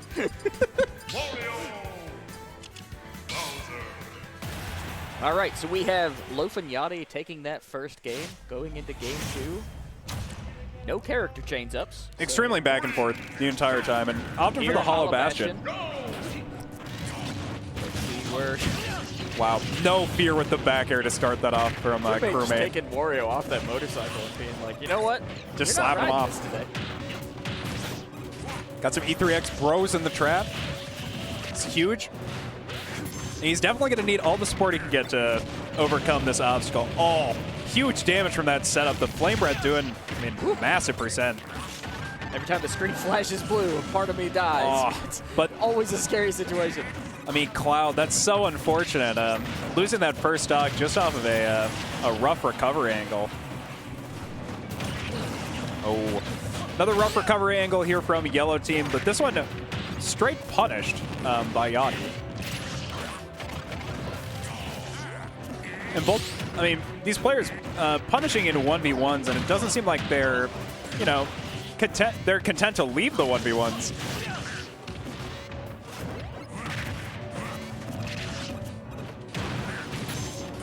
Oh, cross slash into the limit, and he'll actually have to burn his upbeat here. Flame Breath to try to cover ledge, and they're split. Both teams looking very close here, though, on this. Fairly even match. I mean, of course, well, Yati does have the advantage with Mega Man stock. I was actually going to say, yeah, I didn't even notice this as much, but Yati is taking the least percent as well as the least pressure this game, I would say. I mean, he's just so far ahead, a whole stock lapping both players on Yellow Team. Hitting those flame swords really well. Oh, but the back air from Mega Man barely catching Loaf there, and unfortunately not managing to stay alive from it. Now they're actually at even stocks, but the percent is definitely more in the favor of Red Team. Sword. Those forward airs, they cover a lot of area, and they hit hard. Yeah, and Thor, when he's able to auto-cancel those, canceling Loaf's chomp, and that's percent and damage for Loaf. So, oh, okay. Both Yellow Team members losing their stocks at about like 160%. Pretty huge. Last stocks here for 3 players. Yati only person. All right, just as I say that, goes down to his last stock, and now I would even say that Yellow Team have the advantage. It definitely could be the case. Yati hitting it with that leap shield. Nice blocks on the cross slash. Oh, and the up airs, keeping the Bowser busy. Oh, and the waft hits. Yeah, the waft hits, but he's. Oh, that's so bad though. 2 players trying to recover on the same ledge. They just got to get right off it. They're both stuck in disadvantage on this left side of the stage. Oh, trying to kill there with the fair, but not able to catch it with the sweet spot. I do like to see the Mega Man projectile play in effect. All right, down air. Ooh. Now people are actually all down to last stocks. Oh. Oh, Yati had an extra stock. Yati had an extra stock. He did, but no more. Metal Man, okay. The up smash. Yep. All right. Good conversion. Stealth Pilot left in the chomp. Yeah, 150% here. A lot of stuff for Mega Man could just kill Bowser very easily. Very close to going bad for Stealth. He almost didn't make that. Yeah, and they're trying to set up some kind of trap here. I'm not sure if they're super coordinated on the specific nature of the trap. There's the chop again. That's Yati really loves to just stay still on Mega Man. Yep. He's one of the few characters that just has a completely idle animation in this game. Just wait. Completely menacing. He's no idles. There menacingly. But it's only when he's holding an item. Yeah. So, you know, maximum menacing right there. Very, very cool. So Loaf and Yati will be hanging out comfortably in grand finals. And hopefully we'll see some losers bracket wrap up. And of course, singles is happening all around us as we speak. Yep. And it looks like we're going to get another match here up on stream. Let's see what we got. Stealth Pilot is... oh, wait, no. It's best of... wait, it's best of 5. It's best of 5. Of course. Okay, yeah. Yeah. So now they're talking about what's going on next. They're thinking about what stage to go to. They missed on their first counter pick, so I believe they're just trying to think of what stage they want to be going for, and they're going to opt for just standard Battlefield here. Don't think we're going to see any character switches. These players are All these players are really comfortable with this decision. Pretty consistent on their character selection, but I think even more important than that, you know, consistent on how they work in doubles. Maybe not necessarily with their teammate, but at the same time now just getting into this game, and already I like to see playing as a unit here from Yellow Team. I really like it when they're able to play together, but not really able to punish Mega Man super well, going for that long combo. Oh, the finishing touch covering so much space. No. And managed to recover as well, I mean. Oh, but 2 players, 1 ledge, not good. And this Mega Man Dare is getting so much value. Oh, and Thor is dead. Spike. Oh, here comes the So that's fist. 3 stocks. Wow. Yeah. That's 3 stocks down from Yellow Team in like 2 interactions on the left side of the stage. He's like, you know what? I've got 2 hands. Yeah, Throw him down. I think maybe they wanted to try to see if they could actually convert that into a 2-player recovery on that left side, but instead managing to lose 2 stocks instead. So it's very, very scary for Yellow Team on the verge of getting 3 out here. Yeah, it's definitely not looking great for them, that is for sure. Which is crazy because both of these players are so talented. Well, they practice a lot, certainly. They have put a lot of time into this game. You know, neither player being afraid to, you know, really put a lot of effort into learning their character as well as, you know, how it interacts with the game, and that's extremely respectable. Definitely names that we will very likely see in the singles bracket. Of course, Yati taking a big hit. Yellow Team. Chomp. Slaps him out of it. Stealth loves to hit those downward, the down Bs and the slam moves right at the tip of the edge. Yeah, really great tool for Bowser. He's been it's almost like a hit scan ledge grab. Yeah, it's really precise, and it's like it makes me nervous every time he does it, but it's so good. Yeah, he's definitely very experienced on how he wants to be playing this character. I think the most important part when it really comes into doubles. But this is a waft online for Loaf. Set up by Yati there, putting it just on the edge, waiting for him to get over it. And Yellow Team is on the verge of something exploding. So they could either have something extremely good happen here, or their game could kind of just end. But it could collapse. It's all about the timing. All about the timing and actually what happens. Because if Thor manages to get a stock or even 2 stocks, I mean, this could be just massive. And with this limit, I mean, he could potentially just steal one easily, but the dash attack taking it. And now Stealth Pilot losing an additional stock there. Trip with the chomp. Oh, wow. Yeah, but that trade is always in favor of Red Team with the extra stock, you know. Yeah. Wario just taking that extra stock, and now they have 2 people to bully Thor with. Puts it in a 2v1 situation very comfortably. I've never seen that Wario trick before. That's tricky. I like the that. jump? Yeah. At high percents, it's extremely lethal if you catch him off stage. That's awesome. So now Thor is actually not in a horrible situation, all things considered. If he can kill Mega Man, he's in an extremely solid spot. Cloud is... that's really unfortunate. Having to use his limit there to kill Wario. It's almost like he knows that that Yati's not going to give him the angle to get an advantage here. No. So just opting instead for trying to maybe finish the Wario stock first for your only possible advantage. Oh, yeah. There comes the flame sword. Oh, but not dying to that. I mean, one... It's still alive. Misses the edge, though. Unfortunate. Wow. Yeah, barely living from that in the first place, but now, you know, Loaf and Yati taking that 3-0 off that win. So yep, they move on, which is it's huge. And sad for crewmate and Stealth Pilot, you know. This ship is no longer going to be sailing on the winner's bracket. Let me tell you that. They got to go float down into losers. Looks like they'll be fighting the winner between Dat Derp Dog and Labomo, or Cranky and Hype Too Hard in the losers final. And I would imagine that we're going to be able to see this matchup on stream next.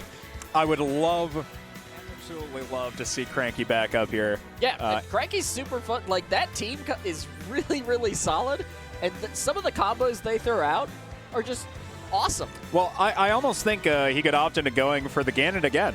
I like the Ganondorf pick a lot. He's guaranteed going to be playing into a heavy. Lamomo's a heavy main. Plays 3 different heavy characters at a pretty high level. Lamomo definitely likes the heavier characters with the DDD and the Donkey Kong. And you know, if you know Dap Derp Dog, you kind of already know what he's going to be bringing to the table. He's a memester, straight memes. I don't play the Duck Hunt.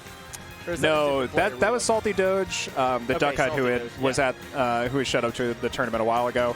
But no, the last time I played against Dad Derp Dog was actually my last tournament before quarantine. Okay. Where he knocked me into loser's bracket playing hero.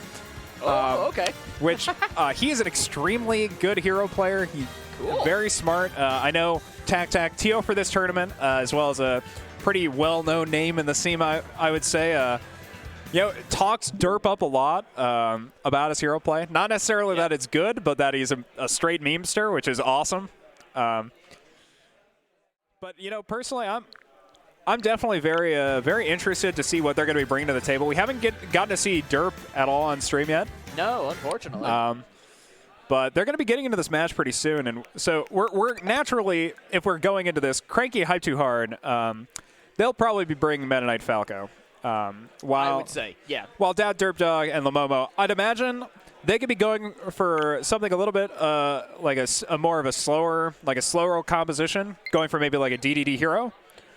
Because I think you can get a lot of advantages playing that combination. Oh no! DDD with the sun? No, that's right. Never mind. What's up? I thought we might have an actual match change up there at the last moment. Yeah, we're fine. It looks like opting for PS2 here for the first game of this set. Personally, I don't know what to expect because it looks like we're getting what we were saying earlier. That was okay. The finishing touch you got when your limit broke while you were getting hit by Flame Breath, you just buffered fit. That was so dirty. That was so nasty. We got crewmate off cam here. That was so. It was so good. Like so nasty. Oh my god. We are entertained. I promise you that. And we did get what we were thinking about. So it is DDD hero against Falco Meta Knight. I think DDD is a character that can definitely potentially have some struggles into this composition. Oh, that's unfortunate. Derp getting reflected to start the game off with the kaboom. He hit 2 kabooms. It's been like half a minute. Okay, yeah. We're just getting going. Yeah, and you can see him right now.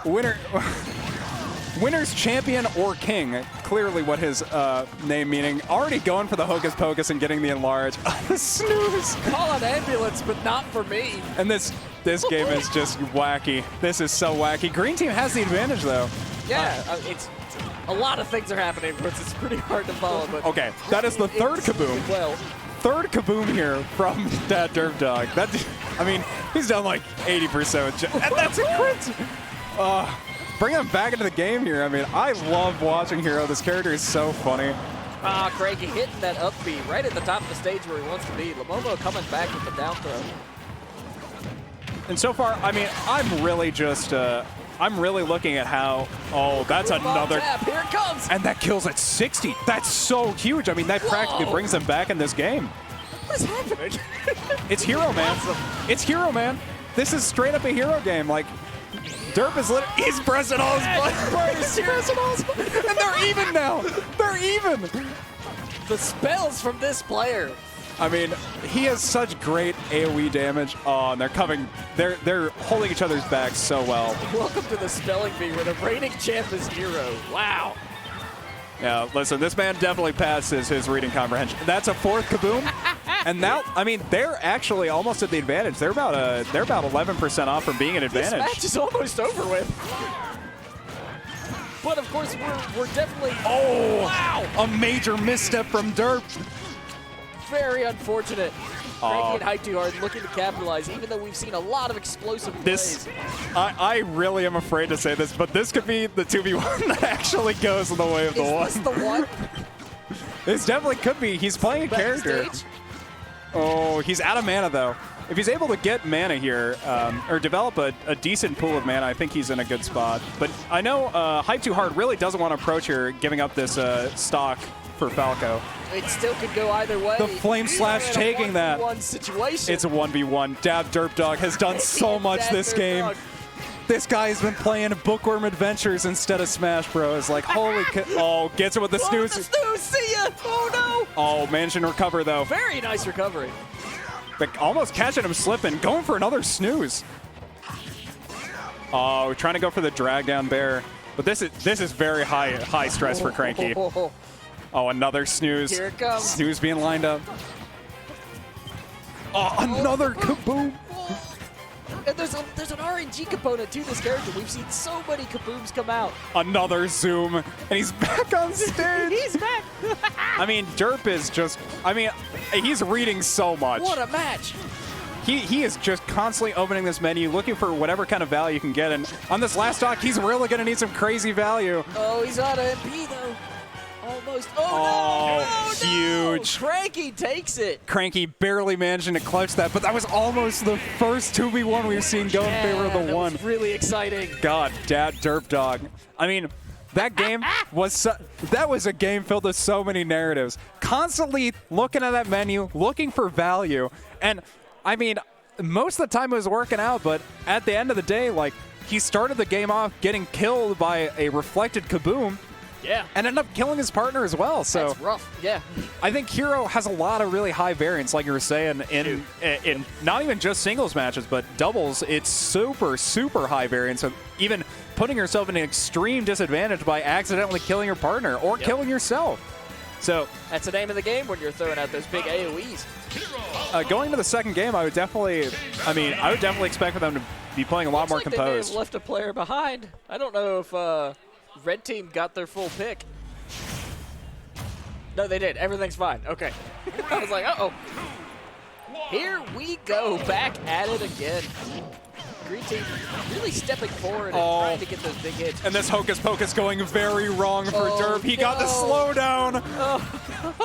And Cranky was trying to go for a 0 to death or a really long extended combo from that. But definitely not a situation you want to be in as the hero player. Absolutely not. But that's a situation you want to be in. Getting the shield break on the falling Hatchet, man.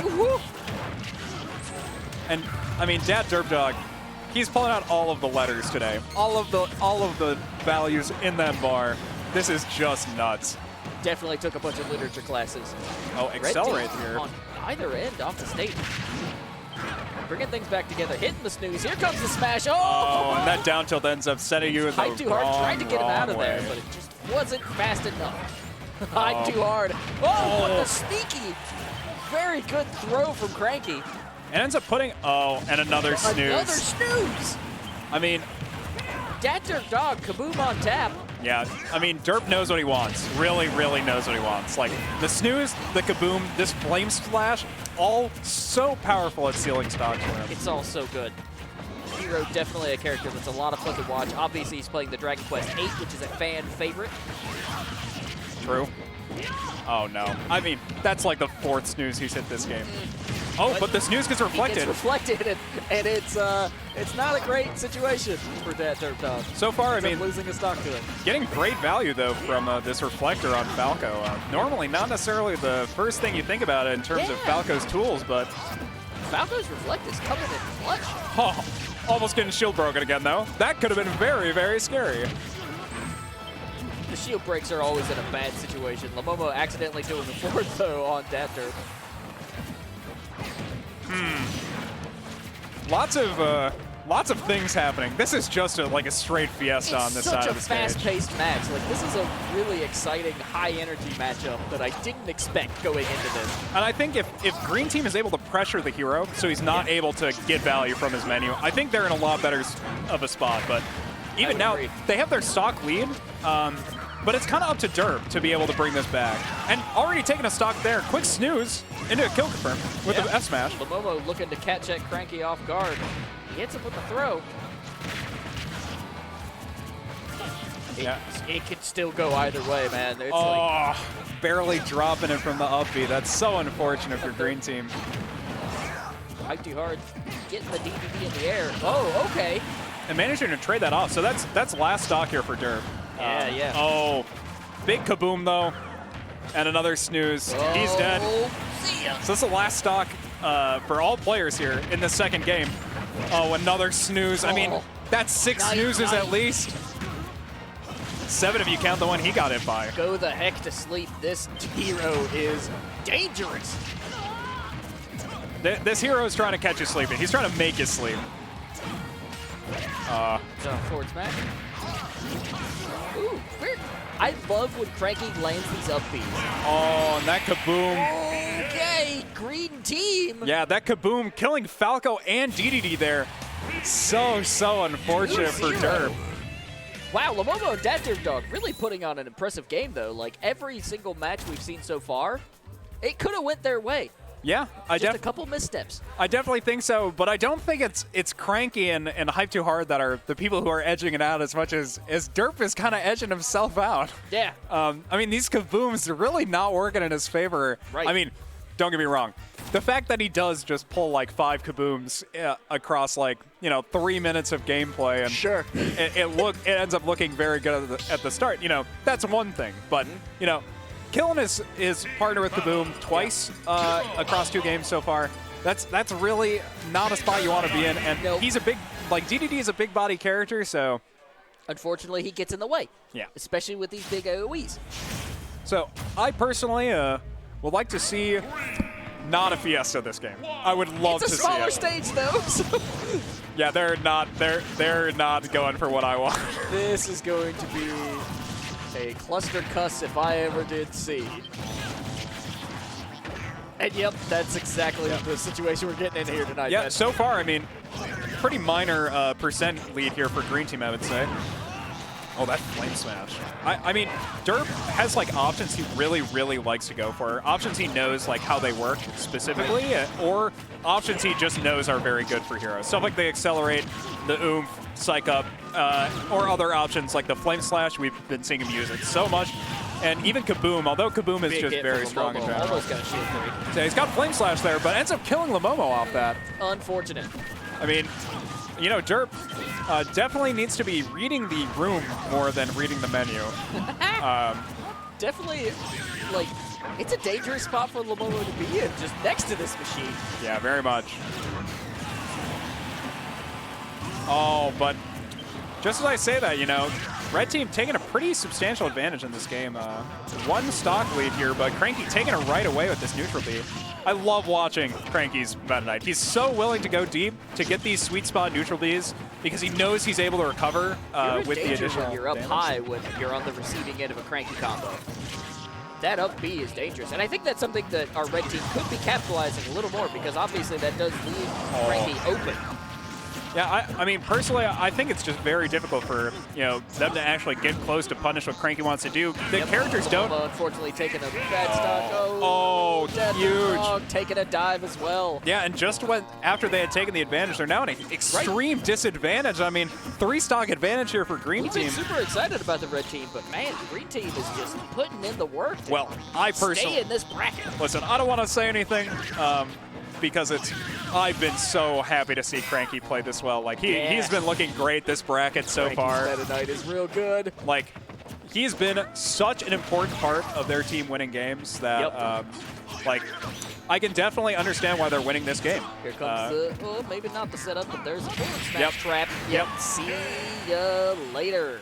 But personally, I mean, it really did feel like there was kind of that, intrinsic anti-synergy between, Hero playing with a, pretty big character. You know, you want to be able to throw your projectiles without a care, really. Unfortunately, the character composition just wasn't there for Dat Dog and Lomomo, and maybe that worked in previous matches and we just didn't get to see it. But for this particular matchup, not great. Well, I really think it's kind of match dependent every time you're playing Hero, right? Yeah. It's all up to what the cards give you.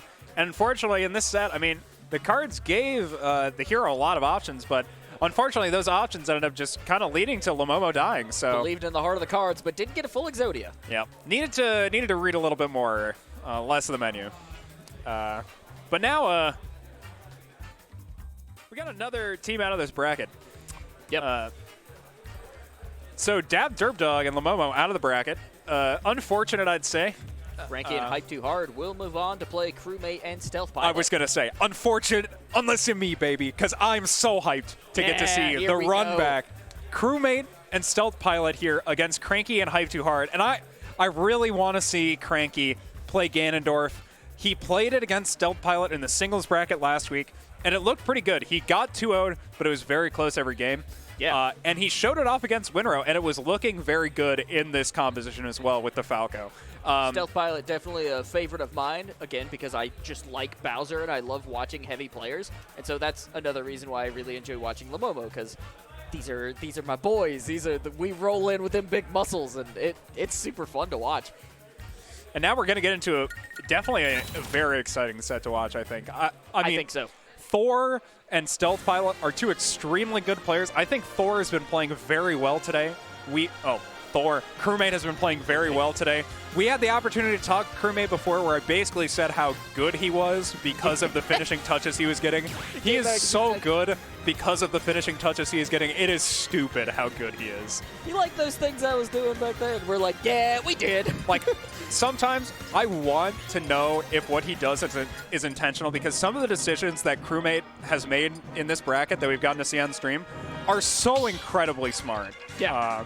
In terms of really clever plays, getting like very unique instances of advantages. Although he lost 3-0 into Yati Loaf with Stealth Pilot, just yes, I'm so hyped. Cranky, let's see it. This is good. But like they were looking definitely very composed at times in their winner set. So I would love to see what they're going to be bringing this set now that they've kind of been able to play through this losers bracket a little bit more. Get this in again. Here we go. Okay. Cloud, Bowser, Yep. Falco, Ganondorf. Excitement. I'm very excited. Yes. But yeah, losers finals here at our Black Ice Monthly doubles bracket. Cranky on the Ganondorf with Hype Too Hard of the Falco, with Crewmate on this Cloud and Stealth Pilot on his Bowser. And already off to a roaring start. Green team with a minor disadvantage here, and this is really not what Green team wants. They need to be forcing this Ganondorf against the Bowser for their composition to work well. I would agree with that. Yep. And Cranky needs to be able to buy space for Hype Too Hard to be able to play the game. Get in and work those feathers. Because he has massive hitboxes. Cranky and Crewmate off the stage. Crewmate taking him out. Crewmate's so smart, knowing just how low he can go on Cloud and catching his low recovery. It's so good there. The is in, I tell you what. Oh, catching him with the landing fair hitbox, and Green team really needs to stick together here because they do have the stock disadvantage, but it's not bad for them. Like 2 high percent characters on this yellow team, but if Hype Too Hard dies, they could be snowballing potentially even worse. Yeah. So any percent, and that's bad. Stealth coming in with the. Oh, that's a rough one. Almost hit him with the up smash too, which would have killed, I imagine. And Cranky is really struggling to kill here, I will say. Just kind of getting stuck in a lot of different positions where he wants to be able to throw these smash attacks, but I think he's nervous that he's going to kill Hype Too Hard. But there we go. On stealth. Yeah. First kill of the game here for Green team, but Cranky will probably end up losing his stock here. It's not going to look good. Oh, Cranky loses his stock. And double for stealth. Yeah, Hype Too Hard being put in a very rough position. Now two players, one ledge. Very, very scary. Stealth bringing out the big booty slams. I mean, it's dangerous. Oh, I mean, their boxing of this spot dodge boxing is very, very tight. Pretty good synergy from Green team there. Unfortunately, it wasn't enough to take a stock. Oh. And this is what they need to be going for the entire game is Ganon trying to punish this Bowser, because that's what they were doing before. The Ganondorf is really able to punish the Bowser, but now it feels like he's been forced to play against Cloud so much, or Crewmate's Cloud, that it just hasn't really ended up working out for them. And Crewmate. Yeah, that's, I mean, yeah. Cranky's going to take this stock, but it's last stock for both players of Green team, and 1 stock advantage for both players on the other side. Not a great position to be in if you're Green team. Yeah, and a really scary position to be in if you're Hype Too Hard. 150% on Falco, an already pretty light character, all things considered. He's really going to try to get value out of this last stock and hope Cranky can clutch it out. Yep. Untechable there. Cranky managed to get a stock to trade, but Oh, but there comes Crewmate. Yeah, Crewmate swagging on him. I mean, that's kind of been the name of Crewmate's game. Yeah. This whole tournament in the doubles bracket, basically just hyper swag. This guy is so good at Cloud. He knows exactly what he needs to be doing, and if he's catching anybody slipping, you know he's gonna style on him. So Yeah. Crewmate is the professor. Stealth Pilot is the gym leader. It's a good set, though. I mean, we've got Cranky and Hype Too Hard. and they're the challengers. Yeah, they're doing a really great job coming into this. I think that one Unfortunately, that first round just was not in their favor. definitely a little bit rough. I think, yeah, I like this decision, Cranky. You know, stick it out. Sticking with the Ganondorf. Knowing what's good and knowing what he wants. So excited to see them get into this next game. I really hope Cranky is able to get into this 1v1 with the Bowser, able to pressure him. But that forces Hype Too Hard in kind of a rough spot because I don't know particularly how well Cloud can, or how well Falco can really punish Cloud for a lot of the things he wants to do. So I know Ganondorf, obviously, big body, great body for the cost. Yeah. Really able to get in a lot on other big body characters like this Bowser. That was very funny. He was getting close. Cranky with those big up smashes, Yeah. which is really, like, since they added the sword to Ganondorf from game to game, it's such a great tool. And in terms of how their composition works, it's relatively simple in terms of just outright. You know, you have your faster character that's relatively an all. Oh, that was a great catch. Yeah, but that was another excellent catch from Crewmate's Cloud, hitting with the up smash, and he's going to be re-grabbing ledge here.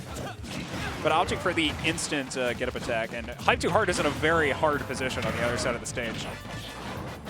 Hype Too Hard has been kind of at a disadvantage really this entire set. Yeah, I think both of the characters they're playing against, he kind of struggles into. So, I mean, it feels like the way their composition wants to play is playing these two separate 1v1s, but Falco needs to be able to actually beat Cloud in this 1v1 for this this style of their composition to work. True. Unfortunately, Stealth could not get back to the stage. He's down to one. Wow, double's very interesting.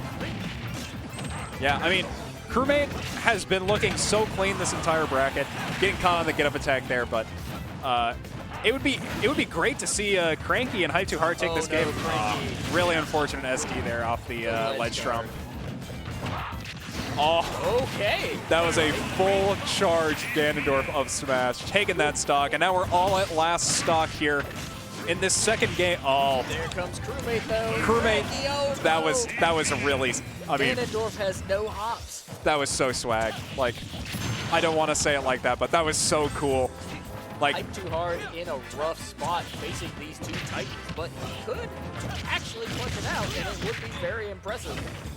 I think it's really hard for Falco. He's really limited by his hitbox shot. It would be tough, yeah. It'd be super tough for him to do it, and he just can't. Unfortunate. Really unfortunate there for Cranky and Hype Too Hard. I mean, they were off to a pretty solid start, getting a good catch and even managing to take the lead in that game, but Sure.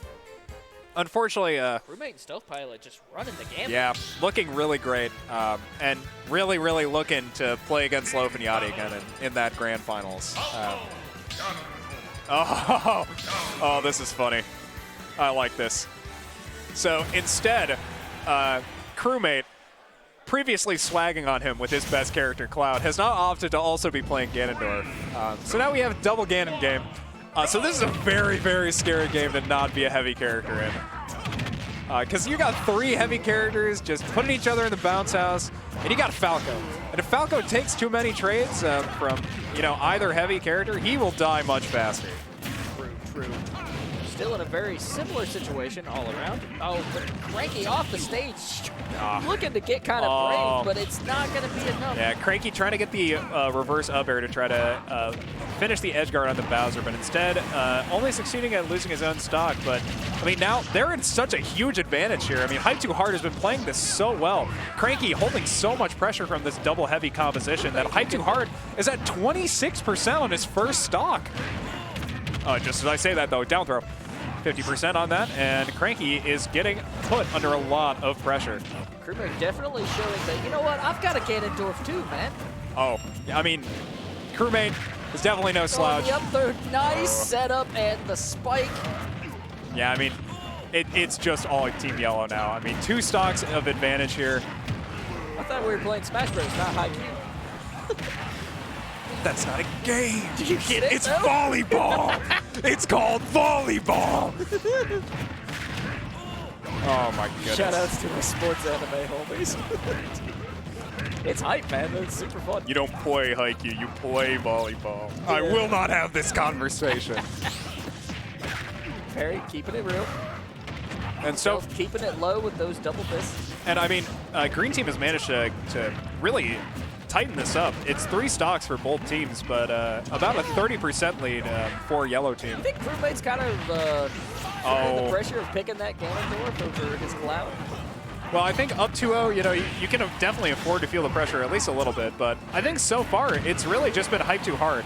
His positioning has been so great in this game to be able to get value from what his character wants, but just as I say that, gets knocked off the board. Green Team down to 1 stock against the 3, so Cranky's got to take both of these stocks to be able to hold a chance in this doable, 1v1. But Cranky has been off the stage in bad positions several times in this set.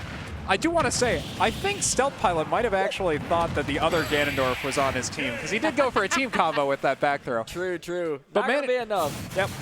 Crewmate and Stealth Pilot take it 3-0, looking to meet Loaf and Yati in that grand finals match.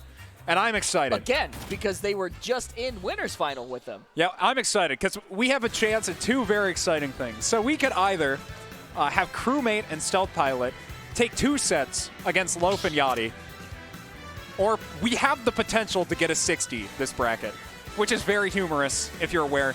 Loaf and Yati did win against Crewmate and Stealth Pilot 3-0 in the winner's bracket, so seeing if they're able to 6-0 this would be very, very interesting. But I agree. What an awesome place to end up in the grand finals. It's probably a little expected if I had to...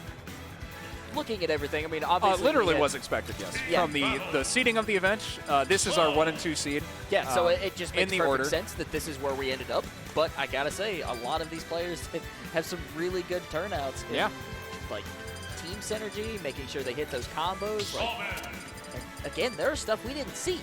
I think there have been a lot of really great showings from teams. I thought Crank and Hype Too Hard made it so far in this bracket. I don't know what they were seeded, but they definitely played way above their seed. They were playing so solid as a team. I think Cranky put in a lot of work in this doubles bracket. I'd love to see how he does in singles, but we're going to get into this. We're into grands. Grand finals. We go. Grand finals, monthly Freezie Fridays, doubles. Crewmate, Stealth Pilot versus Loaf and Yati. Oh, we can actually switch this as well, because they are both on the same side now. Oh, perfect. Oh, that's what that button was. Looks like just getting into these double 1v1s so that Yati can look to also pressure on both sides. You know, ranged characters, they're able to really pressure these 1v1 matches from really far. So if you're against a slower character like, say, even Bowser, potentially get some punishing on your opponent's partner with the additional time that you make from your advantage stage.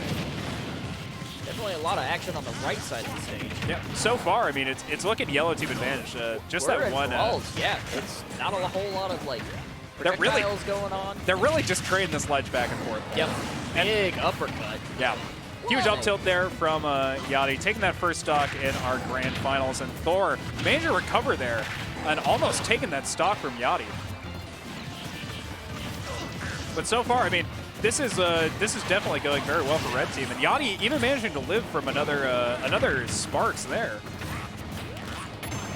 Yellow Team getting caught with the chop. Oh, and Thor catching Loaf off the side. I mean, we saw it earlier, but from Yati, you know, that awareness of being able to hit him off the side when you're both launched in the same direction. So, you know, kudos to Crewmate being able to seal that there.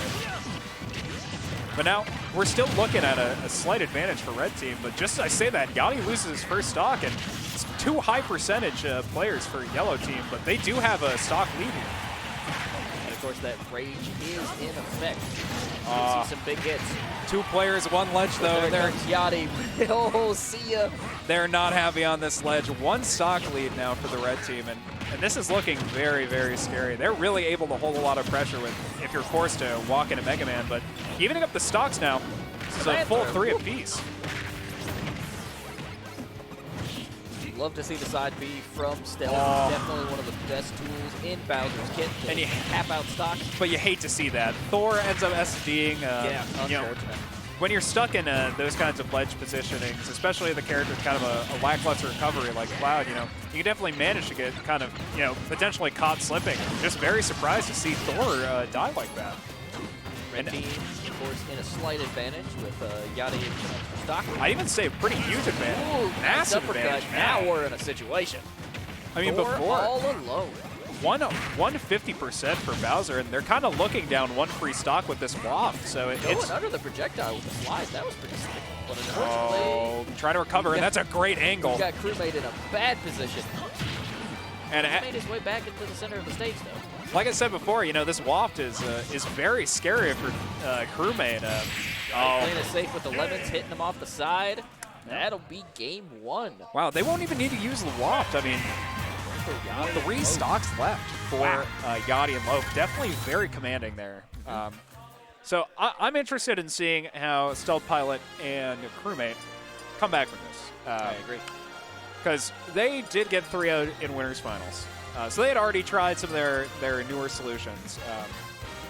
But, now, first game, didn't look good. It looked even rougher than the winners bracket set maybe as well. What I was hoping to see was a clash of titans, and unfortunately we have Crewmate and Stealth really kind of struggling to catch up to the momentum that Loaf and Yati have set up for themselves. I mean, it really felt like if Cloud or if Crewmate didn't SD, I thought that would have been a much better situation for them.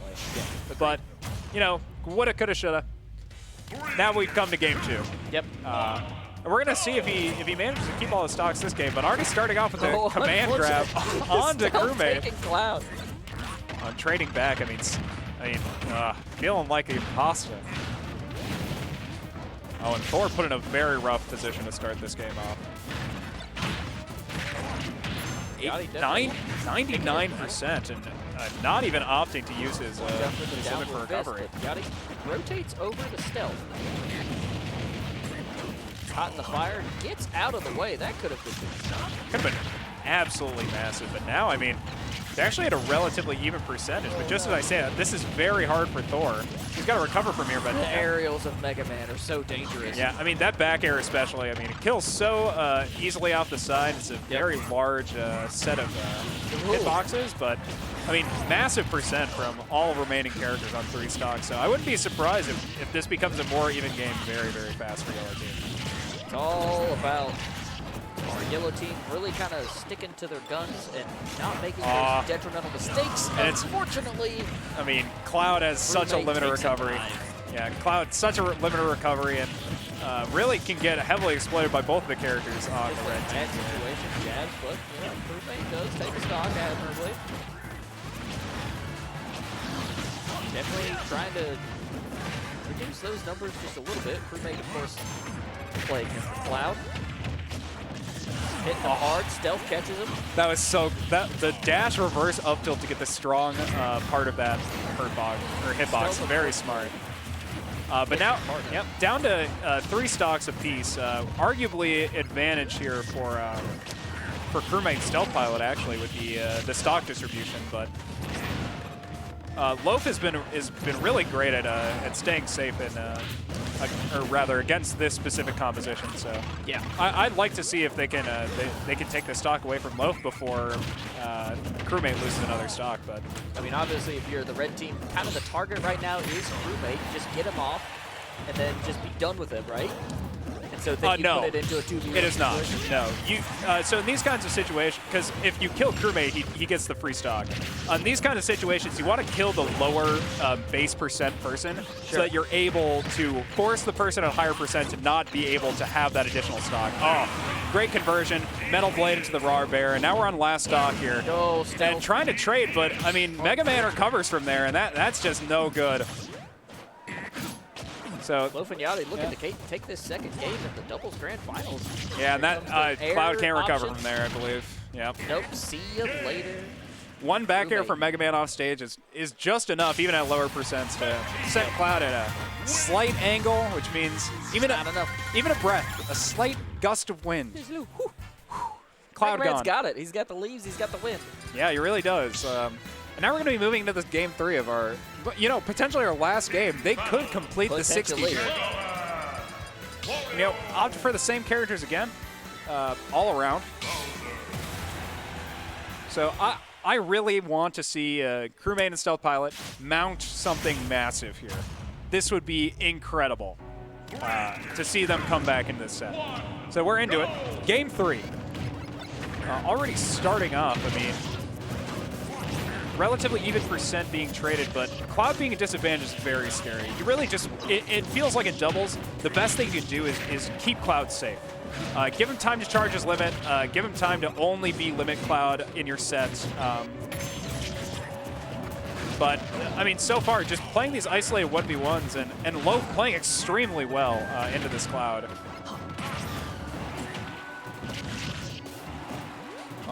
And that was a rough hit. A great down air from Yati, manages to steal that first stock. And this is looking very rough to be yellow team. Another stock already gone, about 50% across both players on the red team here. Solidly gaining, though.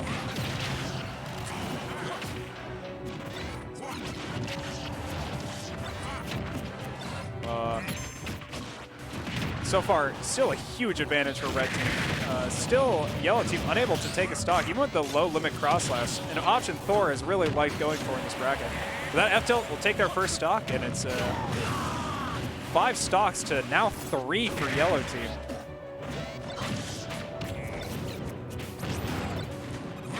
Phantom coming out. Already, I mean, big damage out so far here for Loaf, but he's been so great in this doubles bracket at holding percent leads that I'm very nervous for yellow team the longer that Loaf is holding the stock. 90% here on Bowser. I mean, they're really just putting it to him this set.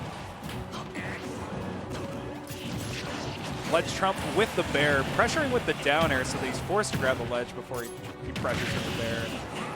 Yati is playing this game extremely well.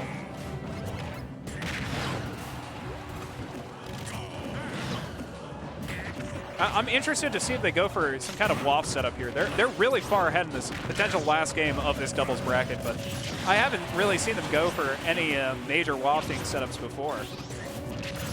And now opting to finish off that first stock. And Crewmate's in a really rough spot. 130% here, and he is in disadvantage now. On against Wario. That's a rough one off the side.